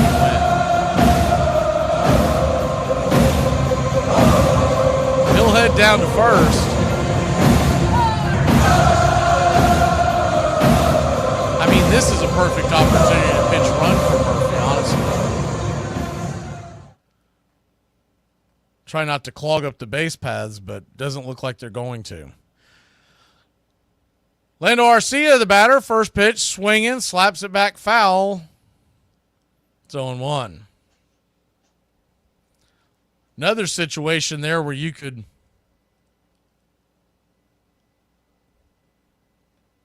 pinch hit as well. Kevin Biggio, who sits on the bench, has played shortstop in the past, as well as Eli White, the 0-1, down and away, 1-1. Eli White has played shortstop quite a bit in the minor leagues. I know he's not at the level of Arcia defensively, but it could be an option, or Biggio. Or slide Merrifield over the 1-1, right down the pipe. Taking that slider, 1-2. So a 1-2 count. Bases are loaded, 1 out. Braves need that big hit. Get that crooked number up there on the board. 1 across, but they're going to need more. The 1-2, swing and a miss. Strike 3, Arcia down on strikes once again. Really when I saw that this morning or this afternoon that they moved him up in the lineup to the 8th spot, you just kind of shake your head. You're like, why? Because he got a base hit? It's like, what are we doing?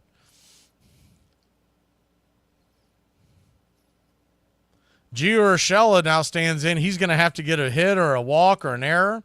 First pitch up top, misses high. It's 1-0. If Gio can work his way aboard, Harris stands on deck. Mets, by the way, are pounding the Nationals once again, so we're not going to need help from those bozos. It's 4-0 in the 4th. The 1-0. Outside wide. Called for a wide strike. 1-1. Probably about an inch or so, 2 inches further off the plate than what the dot is showing there on your screen. Gio Urshela 0 for 2. The pitch. Slider misses away, 2-1. You'd like to see one of those sliders just go bouncing away towards the dugout. A couple of times Stevenson's had to make some pretty good stops back there. The 2-1 to Gio. Outside wide ball, 3-1.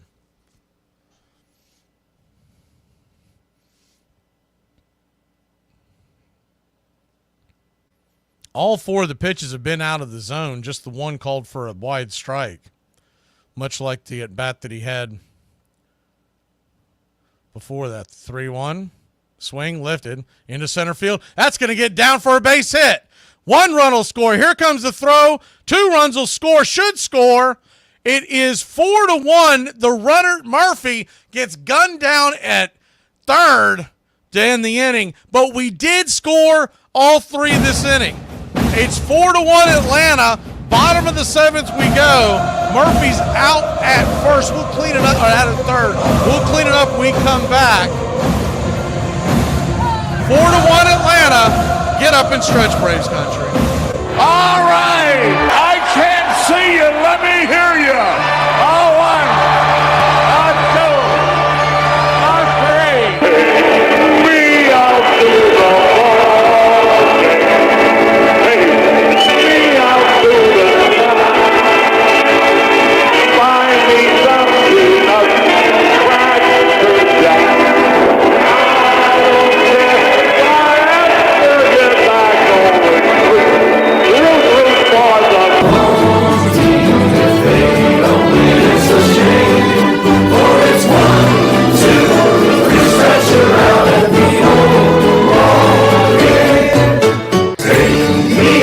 the ball game.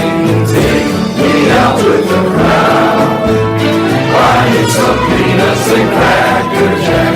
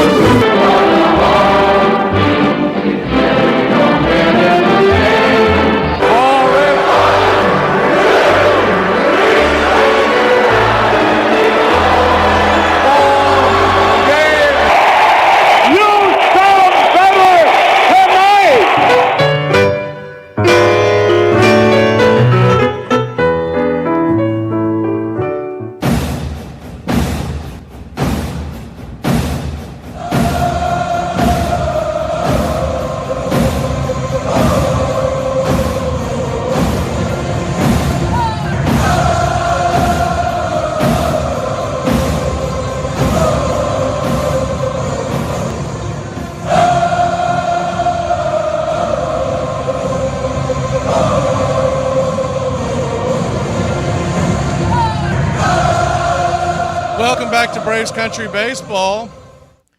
Okay, just to clean that up, the ball was ripped into center field.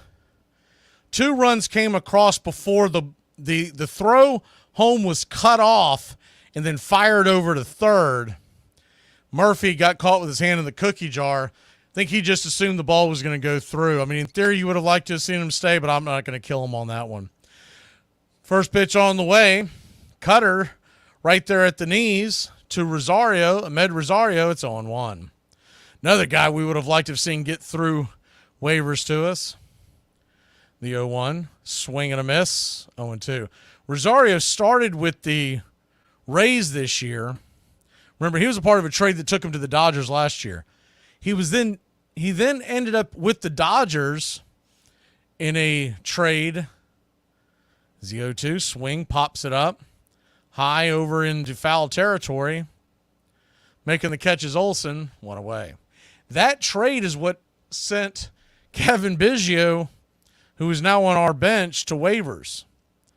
Ahmed Rosario then ended up getting DFA'd about a couple of weeks later after they had some guys come back, and they really just had no room for him on the roster. The Reds, who were in front of the Braves in the waivers because it goes by your record, scooped him up, and the rest is history.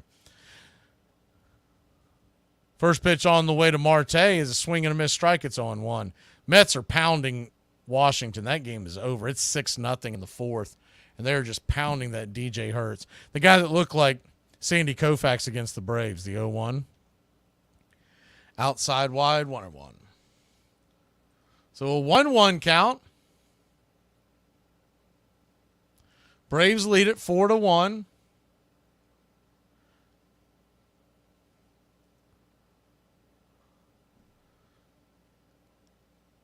Dylan Lee brings it. Swing and a miss, strike 3, 2 away.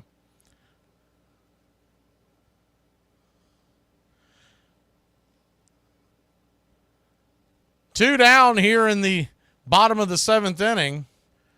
Thank you for the contribution there, Keith.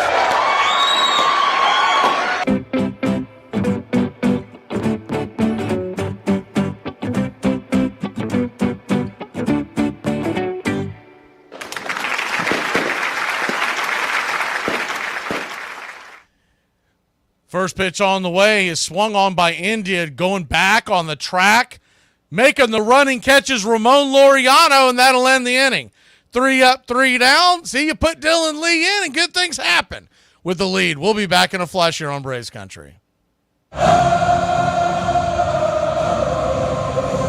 don't tell me to make myself at home if you get mad when I cuss your kids out and tell them to sit their bad ass down somewhere. Most people know the name Billy Martin from the Pine Tar incident in 1983, but not too many people know that it wasn't the first time he called out another team for breaking the rules. On April 25th, 1981, the Oakland A's are visiting the Seattle Kingdome to face off against the Seattle Mariners when Martin senses something is off. He thinks the batter's box looks a little bigger than normal and asks the umpire to break out the ruler and measure it. The verdict? It measured 7 feet, not the customary 6 feet. If you're wondering, the extra foot was in the direction of the mound. After the game, the Mariners groundskeeper admits he was expanding the box under orders from Seattle manager Maury Wills. As a result, Wills was suspended for 2 games and fined $500. His reasoning was he wanted players to stay in the box, but Martin suspects he does it to gain an advantage over his pitching staff, who throws a large number of breaking balls. It couldn't have helped too much because during Wills' time with the Mariners, they go 26 and 56. A little over a week after the incident, the new owner of the Mariners fires Wills on May 6, 1981. Now you know about the batter's box game. I mean, what am I supposed to do? Go to college, grad school, work? Gehrig had become the best hitter in the American League, driving in runs at a faster clip than Ruth, but he still had to settle for second billing. The two men were growing increasingly distant, and now Gehrig became obsessed with setting a record no one could ever match. Since May of 1925, he had not missed a single game, and despite aches, sprains, and fevers, he determined never to take himself out of the lineup. "Why don't you take a rest?" someone asked him. "There's no point to it. I like to play baseball, and if I were to sit on the bench, the worry and fretting would take too much out of me."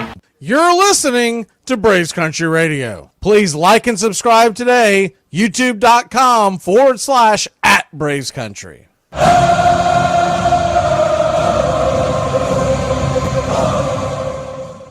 Welcome back to Braves Country Baseball. Michael Harris will lead us off. Left-handed arm of Justin Wilson stepping in, 5.08 ERA. Lefty-lefty matchup to begin us. First pitch on the way. 94 up top, misses. 1-0. Mets 9, Washington nothing, so that game's a wrap. I would have liked to have seen Washington at least put a hurt on their bullpen as the 1-0 down below the knees, 1-1. Hopefully they will, because they start a 4-game series in Philadelphia, and you just want them depleted going into Philadelphia.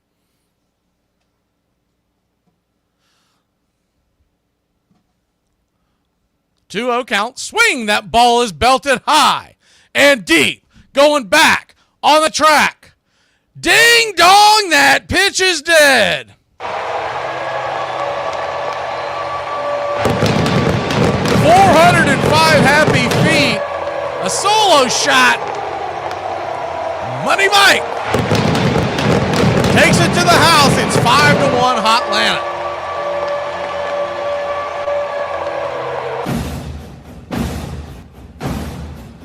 He got one right down the center of the plate, and he did not miss that one.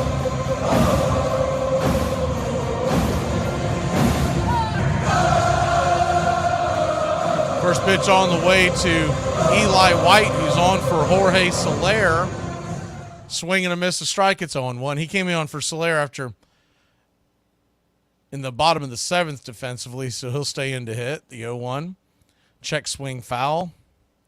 0-2. 0-2 count. Welcome to the Country Club, John, via the Beeve. The 0-2's in the dirt, 1-2.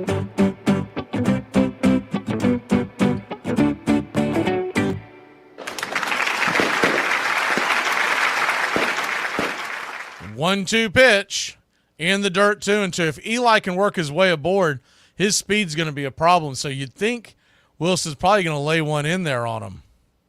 Standing on deck is Ozuna. The 2-2. Wilson brings it. Swing, slaps it over towards towards second. That ball ricochets off the glove of Jonathan India. A hot shot. And it's a single with nobody out by Eli White after the leadoff home run by Harris. That ball was scalded on the right side. India had to slide to make the play. Even if he comes up with that from his knees or his wallet, I don't know if he's going to be able to throw out Eli White. That'll bring Marcell Ozuna to the plate. Ozuna homered his first time up, his first home run in such a long time. More on that in a second. He's now sitting at 99 RBIs. He's been sitting on 98 RBIs for a long time. I mean, it has been unreal. But he continues to get base hits. It wasn't like he was a big 0 for drought. First pitch on the way. Down and in for a ball. It's 1-0.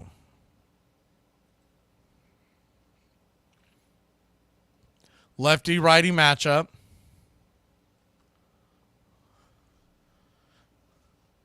Brings it. Swing and a miss. 1-1. 1-1 count. A definite threat to go. Eli White standing at first. One of the fastest guys from base to base in baseball. The 1-1. Swing. Slaps it back foul. 1-2.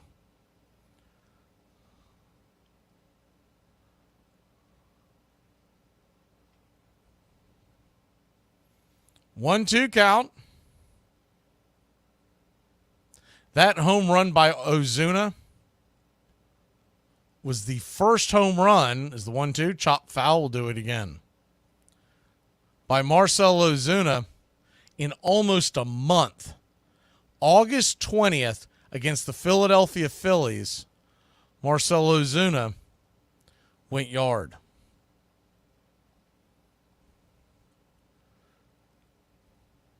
That was the first RBI of September for Ozuna. The 1-2.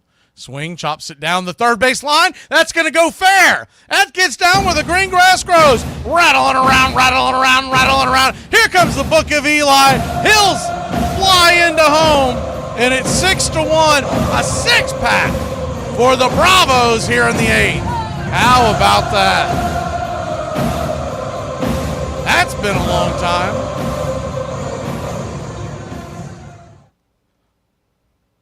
Hard hit ball, RBI double for Ozuna.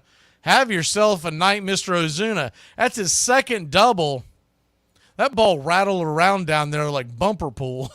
The left fielder down there, Steer, and he was playing it like it was going to shoot out eventually, and it did not. First pitch to Matt Olson, swung on and fouled back. It's 0-1. Olson's 0 for 1.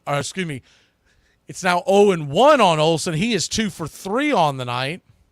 Got an RBI when he slapped in Ozuna for the Braves' first run. The 0-1. Swing! That ball is hit high into right field. Hanging his head again. I wish he'd quit doing that. F9 in your scorecard, one away. It gets contagious.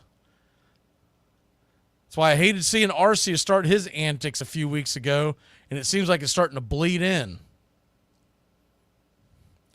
Ramon Laureano comes to the plate.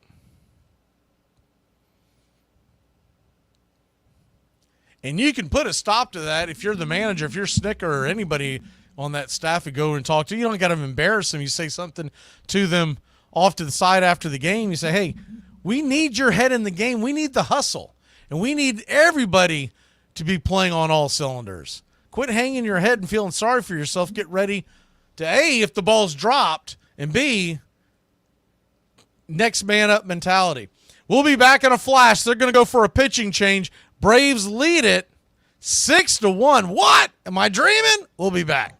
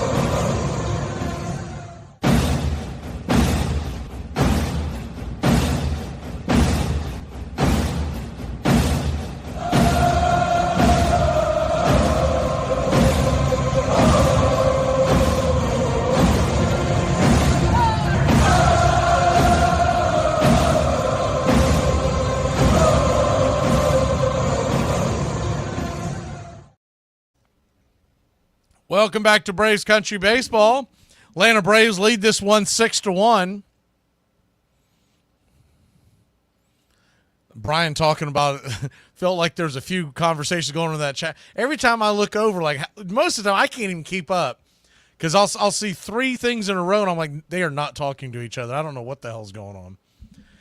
New pitcher coming on, Casey. I'm going to take a wild guess at this one. Lugumina comes on. That's probably wildly off, but the young right-hander stands in against Laureano. First pitch, 93 right down the pipe. It's 0-1. Says he's 27 years old. He must have Gio or Shella disease because he looks like he hasn't even started shaving yet. The 0-1. Outside wide, 1-1. From Dallas, Texas. Played his college baseball at Gonzaga. That might be the biggest news of the night, that Gonzaga has a baseball program. The 1-1 count. Change up on the outer edge, 1-2.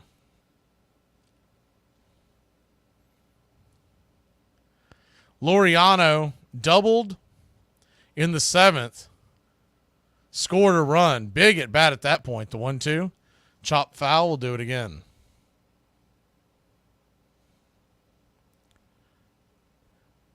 Runner at second. One out. One across. Two across in this inning, I should say. One across just a second ago on the double by Ozuna. The 1-2. Shot down the line. Foul. We'll do it again.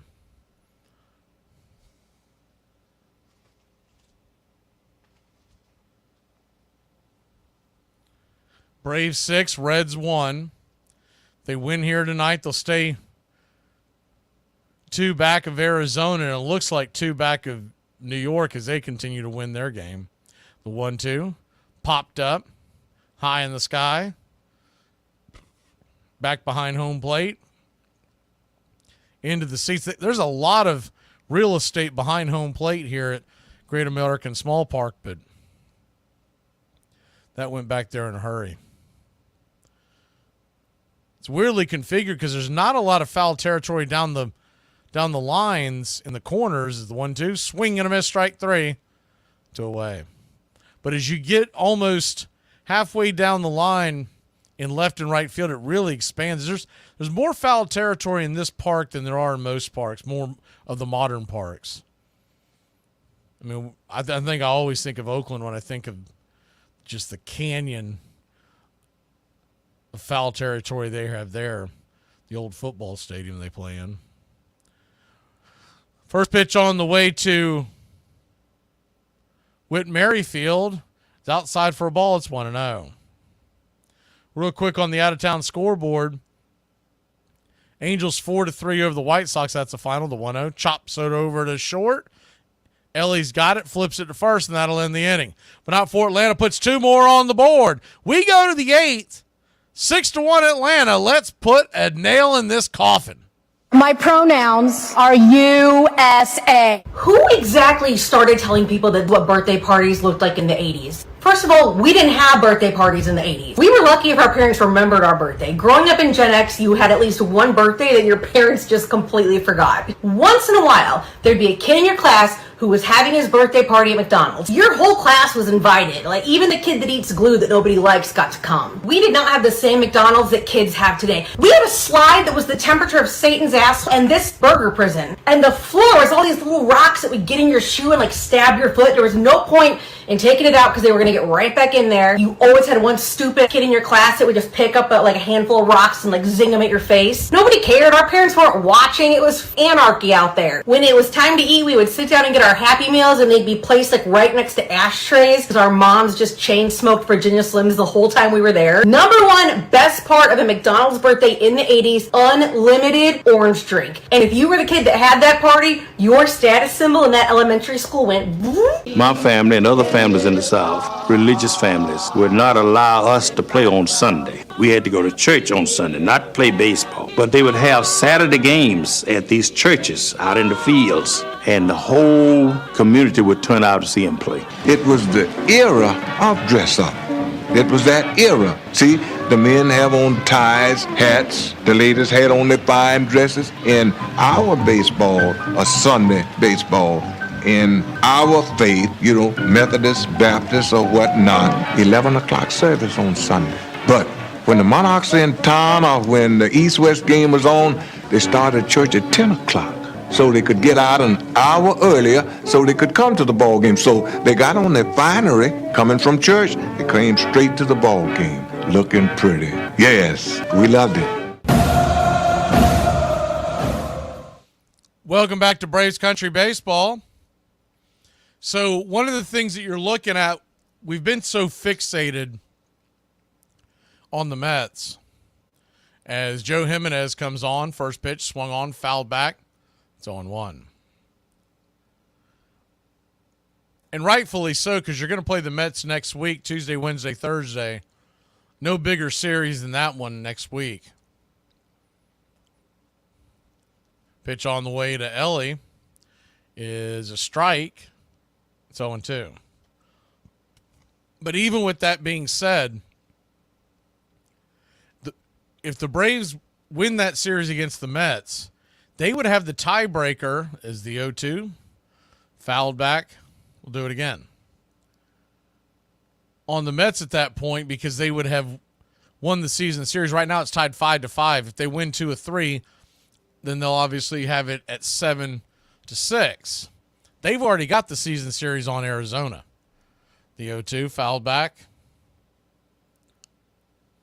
That series, the Braves won, I think it was 5-2. It's a 7-game series. I'm pretty sure it was 5-2. The 0-2 pitch, down and in, 1-2. So it was 5 games to 2 over the season. And so we're scoreboard watching the Diamondbacks as well as the 1-2 pitch. Chop foul once again. The Ellie De La Cruz making Jimenez work. He keeps flipping that changeup. That slider. He's just peppering it back and forth. The 1-2 swing and a miss. That one dropped well out of the zone. 1 away. So when you look at the Mets, who are going forward after tonight, that was their last gimme game, essentially. They're going to host Philadelphia for 4. They're going to go to Atlanta for 3. And then they're going to go to the Milwaukee Brewers for 3. Milwaukee has a chance to clinch tonight. Is the first pitch on the way to Stevenson's foul back. It's 0-1. By the way, real quick on the scoreboard of games of interest, Baltimore losing once again. They're down 5-3 to San Francisco.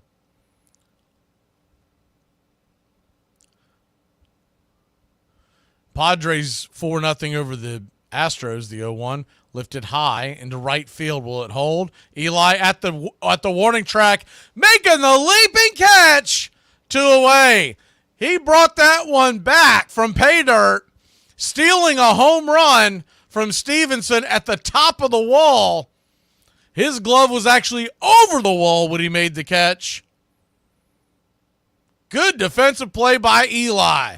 Book of Eli saving the day, because I guarantee you Solaire's not making that catch.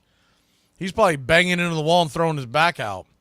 First pitch on the way is a four-seam fastball at the top of the zone. It's 0-1.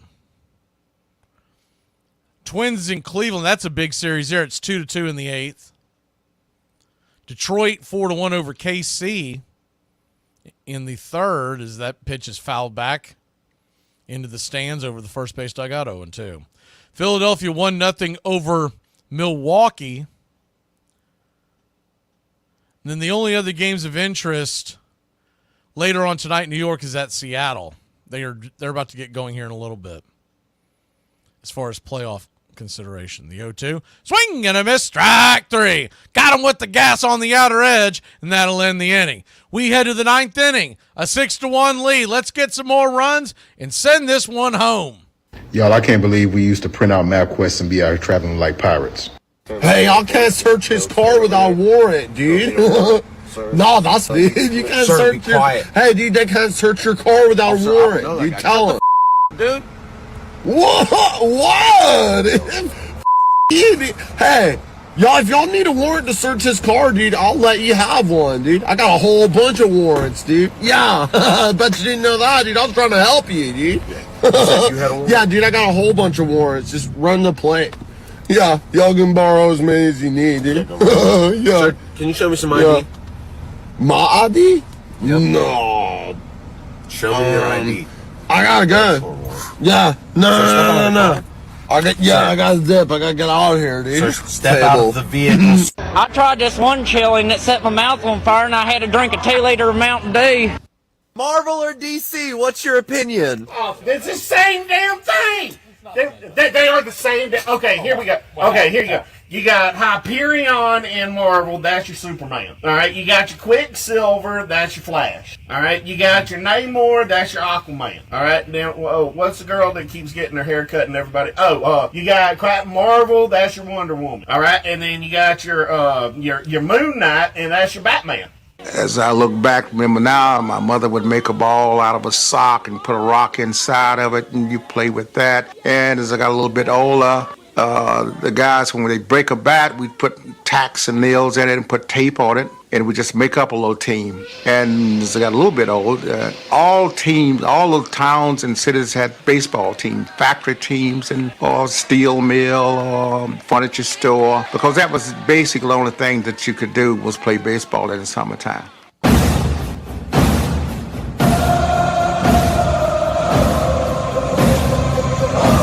Welcome back to Braves Country Baseball. First pitch on the way. Swatted down the line, foul. It's 0-1. Sean Murphy, the batter. Lugumina back to work.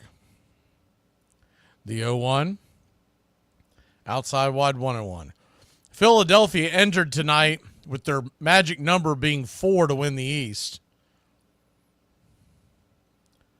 They won't get any help with that with the Mets winning right now, but they are leading Milwaukee 1-0. 1-1 on the way is outside wide. They checked down the line. He did not go 2-1. So if you're wondering what you're pulling for tonight, you really want Milwaukee to come back and win. Is the 2-1 right down the pipe, 2-2. You want those Phillies hungry as hell when they go into New York these next 4 games. The 2-2 brings it in the dirt. Now, one of the problems is every time they beat the Mets, it's going to be 2. so they could gain on the Mets on a magic number in 2 games. But if the Braves continue to win, they'd still have something to play for. Payoff pitch. Fouled. Do it again. Full count to Murphy. Braves lead it 6-1.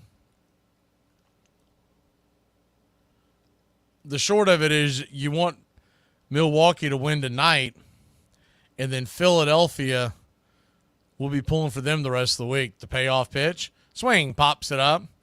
High in the sky. Coming over. Making the catch. 1 away. 1 down. That was Rosario, by the way, that made the catch. He stayed in to play outfield. He's traditionally an infielder, a shortstop, but he does play corner outfield. Came in for Fraley after the pinch hitting. Orlando Arcia comes to the plate and takes the first one at the knees. Just below the knees, 1-0.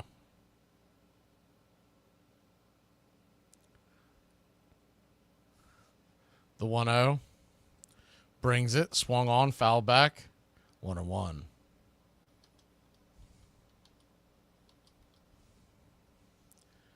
The 1-1 count.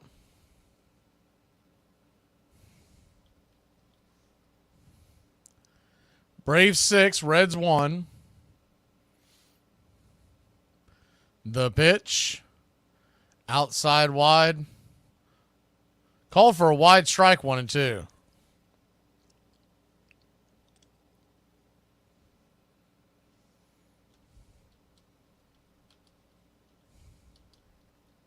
The 1-2 count. Ball's chopped down the first base line. A weird throw. Did that hit somebody?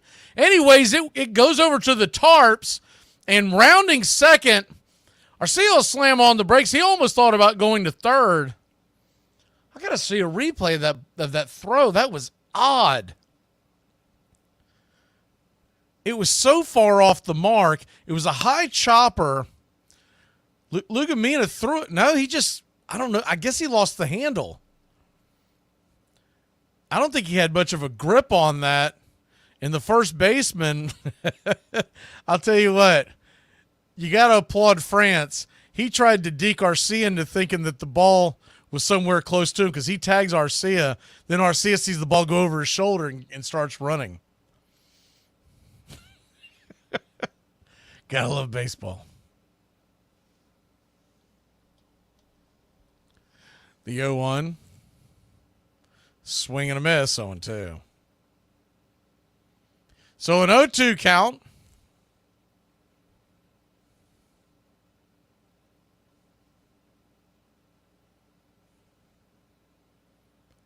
Kicks and fires. Swung on. Fouled back, 0-2.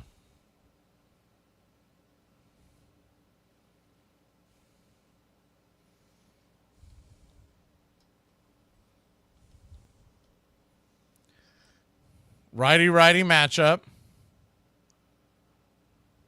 Arcia at second, brings it. Swing, chops it foul. Urshela 1 for 3 on the night. 2-run single in the 7th inning. That was the one that broke the game open. Would have extended the inning for Harris, who hit a home run the next inning, but Murphy got thrown out at third base after the cutoff. The 1-2 or 0-2 misses high, 1-2.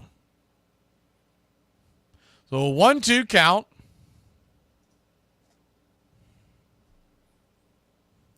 Pitch on the way. Swing. That ball's lifted into right field. Over the head of Rosario. Bounces over the wall. And your Atlanta Braves put another one on the board. It's 7-1.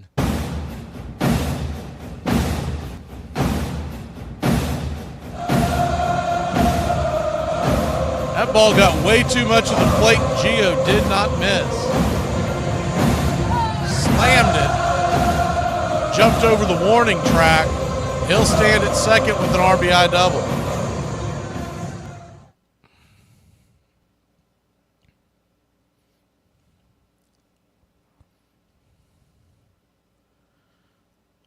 Michael Harris is second.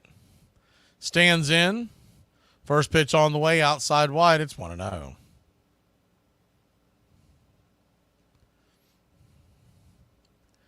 Harris, 1 for 4 with the home run. The pitch. Misses high, 2-0. A solo shot in the 8th.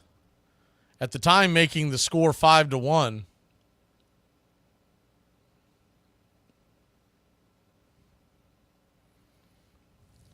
The 2-0. Right there at the knees. 2-1.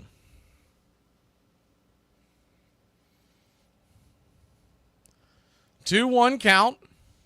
Need to check the time of that game tomorrow. If it's assuming is the 2-1 swing, that ball's rifled down the right field line, just foul. I mean, just foul. Assuming that it's not going on at the same time as the Braves game, and I seriously doubt it could be. We'll put it up on the Cover Country channel if y'all want to root along. Yeah, it's 7:15 game on Fox. The 2-2, swatted back foul. Do it again. So Phillies Mets 7:15 tomorrow night. That game could be seen nationally on Fox. We'll put the chat up over on the Cover Country radio channel for anyone that wants to watch and root the Phillies along. Man, that feels weird. The 2-2, swing, hammers it over to second, right at India. He'll flip it over to first. France making the catch, 2 away. On the play, Gio runs from second down to third. Braves lead at 7-1. The Diamondbacks are playing the Brewers tomorrow night at 7:15. So we got 2 rooting interests tomorrow night. I guess it'll depend on where you're living, which game you get. You'll either get the Phillies game or you'll get the Diamondbacks game. Either way, go Brewers, go Phillies in those 2 games. I think the Brewers can clinch their division. It's either down to 1 or 2. The only problem with that, when that happens, normally the team isn't worth a crap the next day because they tie one on. You know what I mean? So you're spent, and you put all the backup knuckleheads. So we're probably not getting a win out of the Brewers whenever they clinch the next day. The 0-2, swatted down the line. Do it again.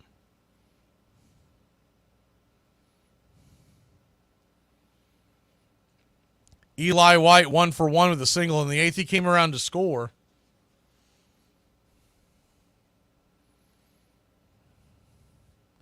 Righty-righty matchup. Outside wide, caught looking, strike 3. That'll end the inning. We head to the bottom of the 9th. Your Atlanta Braves have a 6-run lead. 3 outs to nail it home. Veganism is the sad result of a morally corrupt mind. Reconsider your life. Hey, Braves Country. This is Mac Magee with Braves Country Radio. We are bringing you pitch by pitch, play-by-play of your Atlanta Braves all year long. Please like and subscribe today. It's free, and it helps us bring you more of the game we all love. Braves Country Radio, your home for the classic call of Braves Country Baseball. When I grow up, I want to work for a woke company. When I grow up, I want to be hired based on what I look like rather than my skills. I want to be judged I want to get promoted based on my chromosomes. when I grow up. I want to be offended by my coworkers and walk around the office on eggshells And have my words policed. by HR. Words like Grandfather. peanut gallery, Long time no see. no can do. When I grow up, I want to be obsessed with emotional safety and do workplace sensitivity training. all day long. When I grow up, I want to climb the corporate ladder. just by following the crowd. I want to be a conformist. I want to weaponize my pronoun. Armchair. So I was talking to my neighbor because I heard some commotion going on at his house. And I was like, what the hell is going on at your house? He said, girl, I had 2 girls fighting over my ass and I had to call the cops. I was like, damn. He said, yeah, I had to call the cops because the ugly one was winning. One thing to learn as a parent is get you a swear sock. Every time they you off, you put a couple quarters in it. About the time you fill it up enough, you beat the out of them with it. We would play ball in the afternoon, and down to the auditorium. That night, we would all go down to hear Duke Ellington. That's Father, huh? The best in the world. We knew him. You know what I mean? Buddy, buddy. We ate together. This was actually an exciting era. Yeah.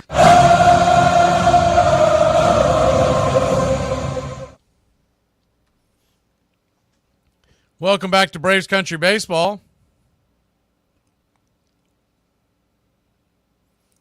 Braves lead at 7-1.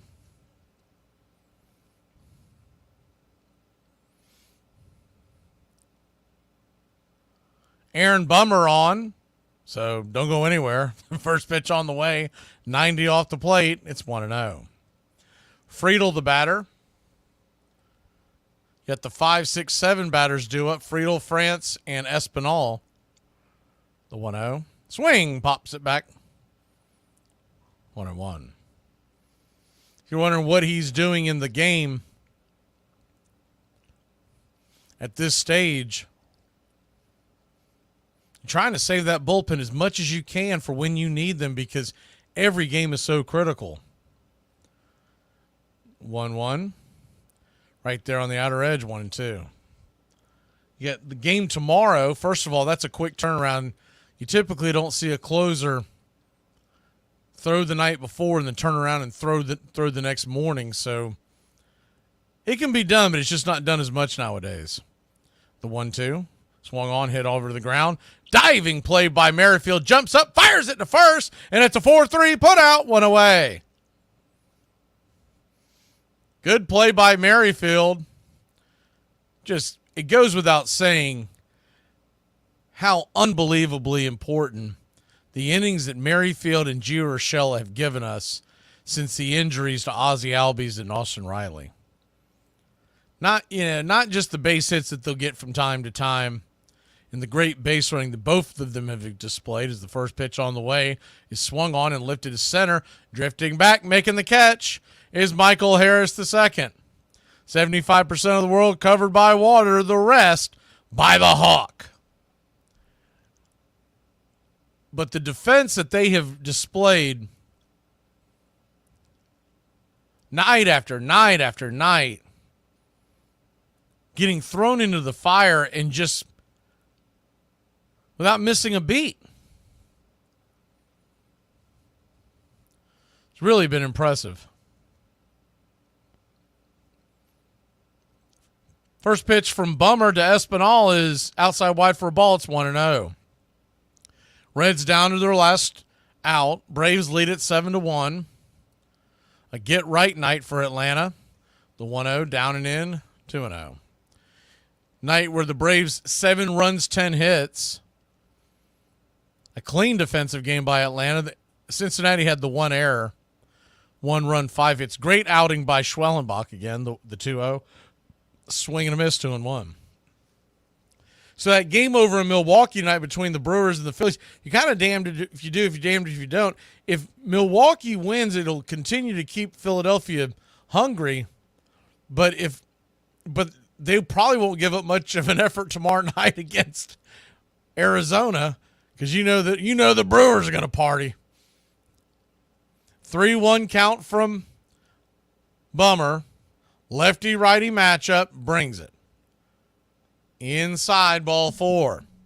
So Espinal will go down to first. Game not over quite yet. Have y'all seen Rhys Hoskins recently, by the way? He signed that 1-year deal with Milwaukee. He has got classic 1984 porn stash kicking right now for the Brewers. I didn't even know who he was. I looked over and I was like, who the hell is that? And sure enough, it's Rhys Hoskins, ex-Philadelphia Philly. He's the one that broke his foot or broke his leg spring training 2 years ago. Runner takes second on defensive indifference after the 1-0 pitch. Rosario 0 for 1. The 1-0. Down and in sweeper, 2-0.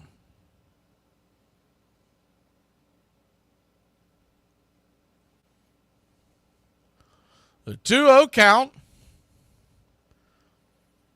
7-1 your score. The pitch. Inside, nowhere near the zone. Ball 3-0. Bummer's got to quit playing with this food here and get down to business. Last thing the Atlanta Braves want to do is go have to bring somebody in because this knucklehead can't get a clean inning. The 3-0. Outer edge for a strike, 3-1. And Rosario's working the count. He's not out there free swinging like you would normally see in a 7-1 game in the 9th. Speaking of the porn star, he just hit a home run. The 3-1 pitch swung on, hit hard on the ground, right to Arce. He fires it across the diamond, and it's a 6-3 putout to end the game. Haven't said this in quite a few days. Braves win. Braves win. Your Atlanta Braves win. Whiskey for my men. Beer for my horses. Braves win a big one. 7-1 will keep pace with Arizona. We'll keep pace with the Mets as they are bound to win. 7 runs, 10 hits, no errors for your Atlanta Braves. 1 run, 5 hits, 1 error for the Cincinnati Reds. Could go a couple of different ways for the player of the night, given the game ball. I think we got to go Marcell Ozuna. 3 for 4, 2 doubles, gets his first home run in almost a month. And really was the catalyst tonight for a 7-1 victory by your Atlanta Braves. He scored the first run of the night to get the Braves that early 1-0 lead. And he really got things going again with a home run and a double as the Braves tacked on 6 more runs, 7th, 8th, and 9th inning in Atlanta. Now 10 games left in the season, 12 games above 500.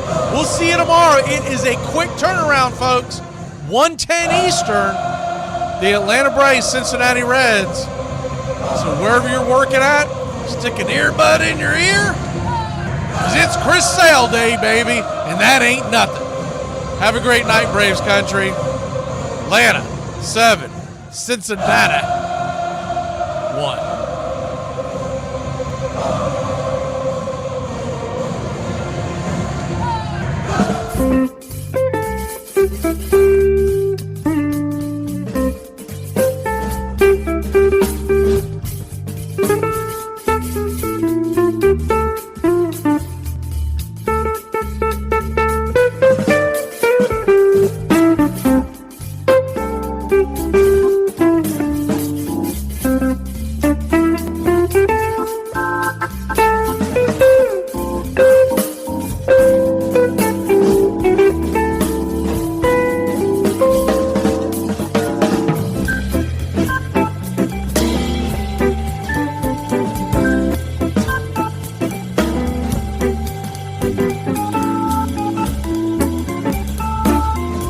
Playing like this will be the laughing stock of the league. All right, boys, let's get back to basics. This is a baseball.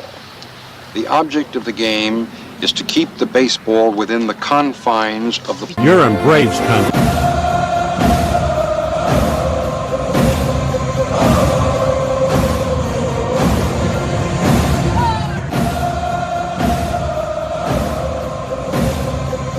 That booger eating spaz make me want to puke.